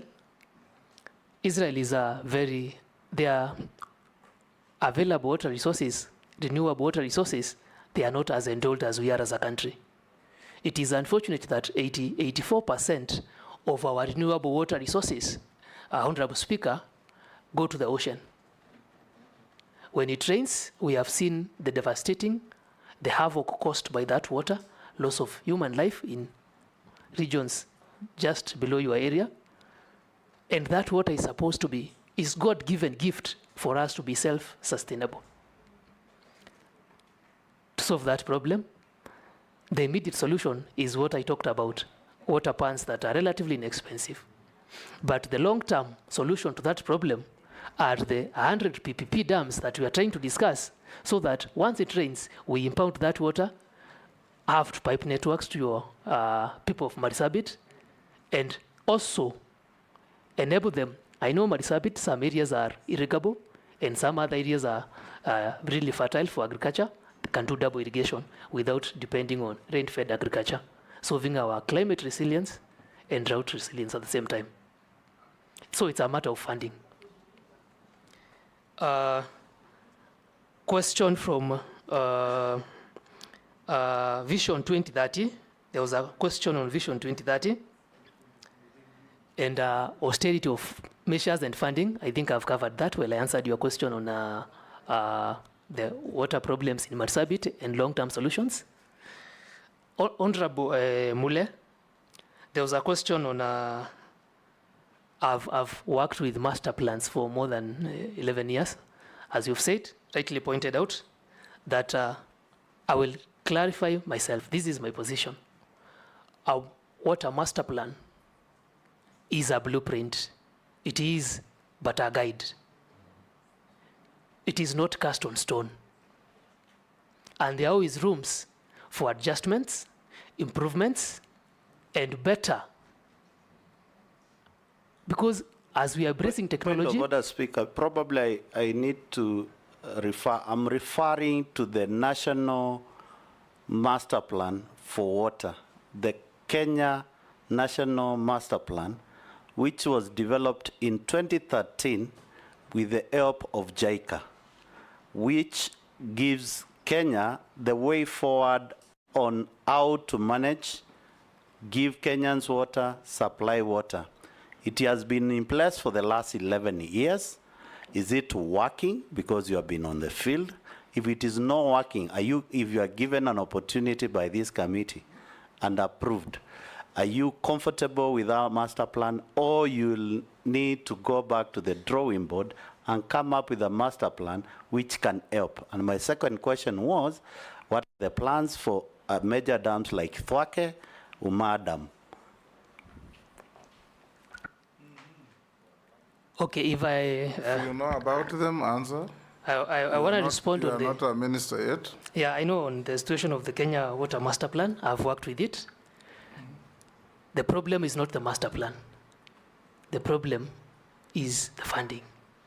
And I've discussed that, Honorable Mule, through the Speaker, that the master plans are okay. The main challenge in this country is funding. So if the master plan is not working, it means we are not implementing it as it should be because of inadequate resources. Your second question on Thwake and Uma dams. Sir, I know these dams are ongoing, but I'm not already, the House has not approved me to be a CS. I'm still a nominee. But if the House approves me, I can give you a status and exactly what is happening in writing. Thank you. Naisula? This is the very last. The very last. And I really wanted to say this and to ask the nominee, the issue of equity in water resource in this country.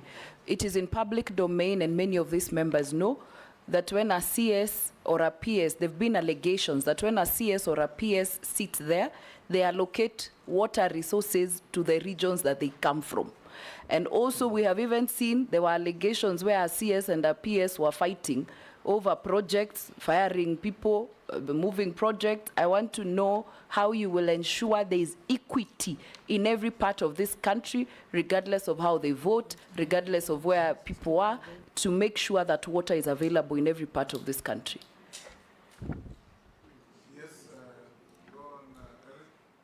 Whether you'll be CS of Kenya or Igembe.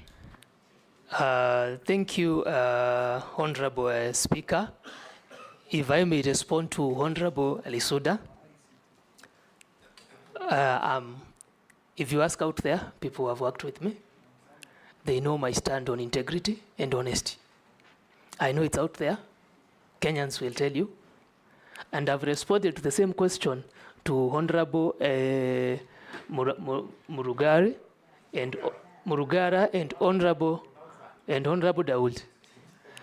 When pressed on the question of whether I will allocate them dams, Excited that you'll be taking water to their region.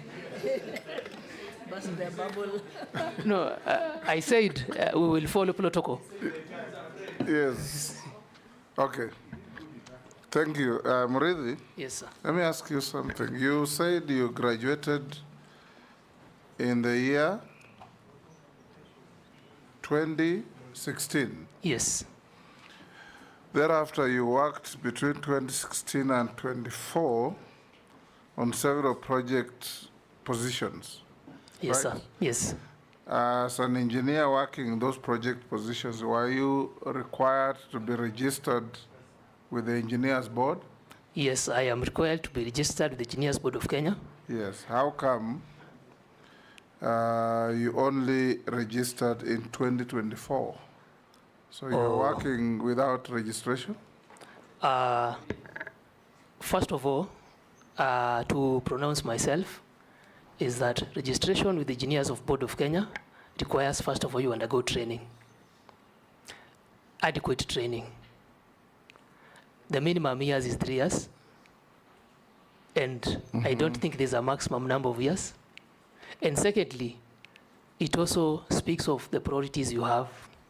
It is very key to be registered, but I was multitasking between a master's degree at the University of Nairobi and working. Those are unnecessary details. The question was very simple. Yes. When you are overseeing the projects, were you required to be registered as an engineer?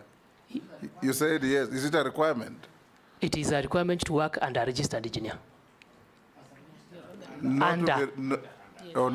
When you are not registered, you work under registered. Yes, yes, yes. It's as simple as that. Thank you. So when you answer question very simply, it becomes very easy. Thank you. When you over-explain, you can land into difficulties. Thank you, Speaker. Thank you. Yes. Thank you, Eric. Yes. May I ask you a few questions about yourself? Okay. Junet, you want to ask a question? Mr. Speaker? Yes. Yeah, I went to the mosque also, I delayed. Mr. Speaker, you know, when young people are given jobs at this level, high level, I don't know what happens. Immediately after swearing in, they are removed from the register of young people in the public eye. They become older people. Yes. Then the agitation continues that we want a young person on the table. I want to believe in this vetting committee today that we are vetting a young person. And he's going to go to, if he's approved, if the committee feels he's fit for the job, he will go there as a young person. Yeah, no, I have come to experience that we have vetted a young person who was given a job, and then when he took up the job, he became an older person. But when we were vetting him, he was a young man or a young lady. I remember very well. So I'm talking out of experience. So I think he will go there with the mindset and the belief of a young person, and the young people also will see one of them in that table as a young person. That's my comment, Mr. Speaker. But the other thing, he is from the one region of the country. Igembe South. Yeah, Igembe, yeah, but in a region. I hope there's somebody who I saw in the news saying that now that region is happy. I hope he was not talking about you, that you are going to serve all Kenyans. You're going to serve all Kenyans. We have dealt with that already. And Eric, when you find favor and you get approved by the committee and you become a CS, you are not a CS because you are a young person. You are a CS because you are a competent Kenyan. Thank you. Capable of discharging the responsibility of the office of CS, and you must serve Kenyans of all ages, the young, the middle-aged, the old, the very old, without fear or favor. Thank you, Honorable Speaker. Yes. Yes. And they don't only look at the mountain. Look at the plains, look at the valleys, the asals. Yes, look at the whole country. Because in this country, water is a source of major conflicts between herders and farmers, farmers and farmers, and many people. There are people who do not get the World Health Organization designated quantity of water, leave alone quality, quantity per day. And it's going to be upon you to assist this country for the period you will serve as minister, if you are approved, to ensure all that you have been told here. Mzima Springs, they want water to go to Mombasa. Everywhere people want water. There is something called the Nile Treaty, which is always an elephant in the room for us. 75% of the waters of Lake Victoria come from Kenya. And that water exits through the Nile to Egypt. Yet if you looked at the 1902 Nile Treaty between Egypt, Sudan, and the British, they said the waters of the Nile shall only be used 85% for Egypt, 10% for Sudan, and 5% for evaporation. They didn't even care about the source of the water. The treaty has been amended twice, but is still on the table and causing a rumpus between Ethiopia and Egypt. And Kenya, that feeds the Nile, is also an interested party. So you should also look at that when you get to office. Chairman. Yes. Just to add on what you have said, the issue of Migingo Island also with Uganda. Yes. Yes, the waters of the lake.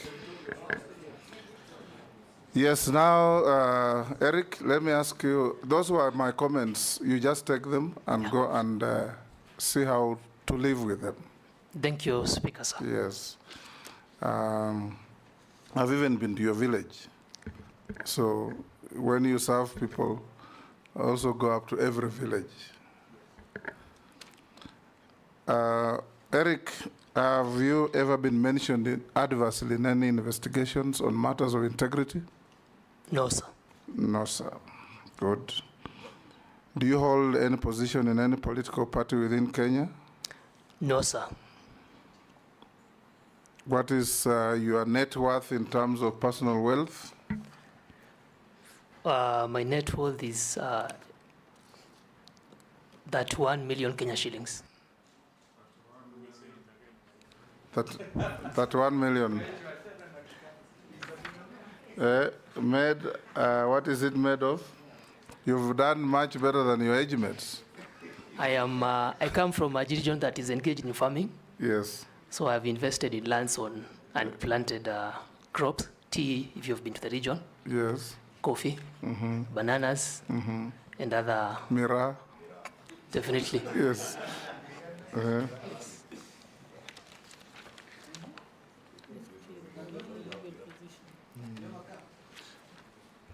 Okay, Eric, thank you very much. Yes. I was asking whether he has a car. Do you own a car? No. I have chosen to invest instead of buying a car to start with. Yes. If you are approved and appointed, and you get into the office, and tomorrow a major contractor in the water sector comes and offers you a car, will you take it? No. Mr. Speaker. Yes. His MP, Honorable Paul, when he entered Parliament, he as well did not have a car. But President Uhuru bought him a car and he yes, accepted but it. you see, if he is appointed as a CS, if he is appointed as a CS, he will definitely be getting mortgage. I mean, Order, Dawood. The Speaker. There is no member of this committee who has a duty to defend a nominee. We're just asking him questions. They are not meant to trick him in any situation. Mr. Speaker? Yes. Now that the nominee has said he doesn't have a car, and he has never owned one, I wanted to know what is his dream car? Which one are you looking? What's your dream? Which one are you dreaming that one day? Which one? Eric, don't answer that. Honorable Speaker, and I will need your protection in future. Yes, don't answer that. Did he answer your question? Yes. If No, he was didn't. offered a car by a contractor in the water sector. He said no. Okay. You are going into a ministry like many others. You know, the service ministries, water, roads, and agriculture, and all this, health, they are infiltrated by mega cartels, literally mafia. And you must, as a young person, resist their approaches to you and fight them out of the ministry so that you run a clean ministry to help Kenyans. Thank you. Eric, we are done with you. We have looked at your papers against what we have. We found them okay. There was no memorandum from the public against you. We now release you to go back to your other engagements and wait to hear your fate from this committee at a later stage. Thank you, Speaker, and thank you, honorable members, for the engagement. I appreciate comments from all of you. And also, I would like to thank Kenyans who have been sending me messages of goodwill. And I hope that this committee rules in my favor. Have a good day, ladies and gentlemen. Thank you.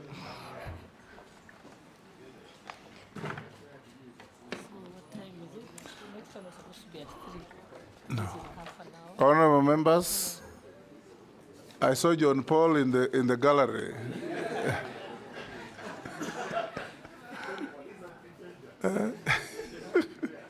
Honorable members, you'll now break for lunch for 30 minutes. Lunch is also available to the media and everybody else here. 30 minutes, members, then we're back to take 2 more and we close.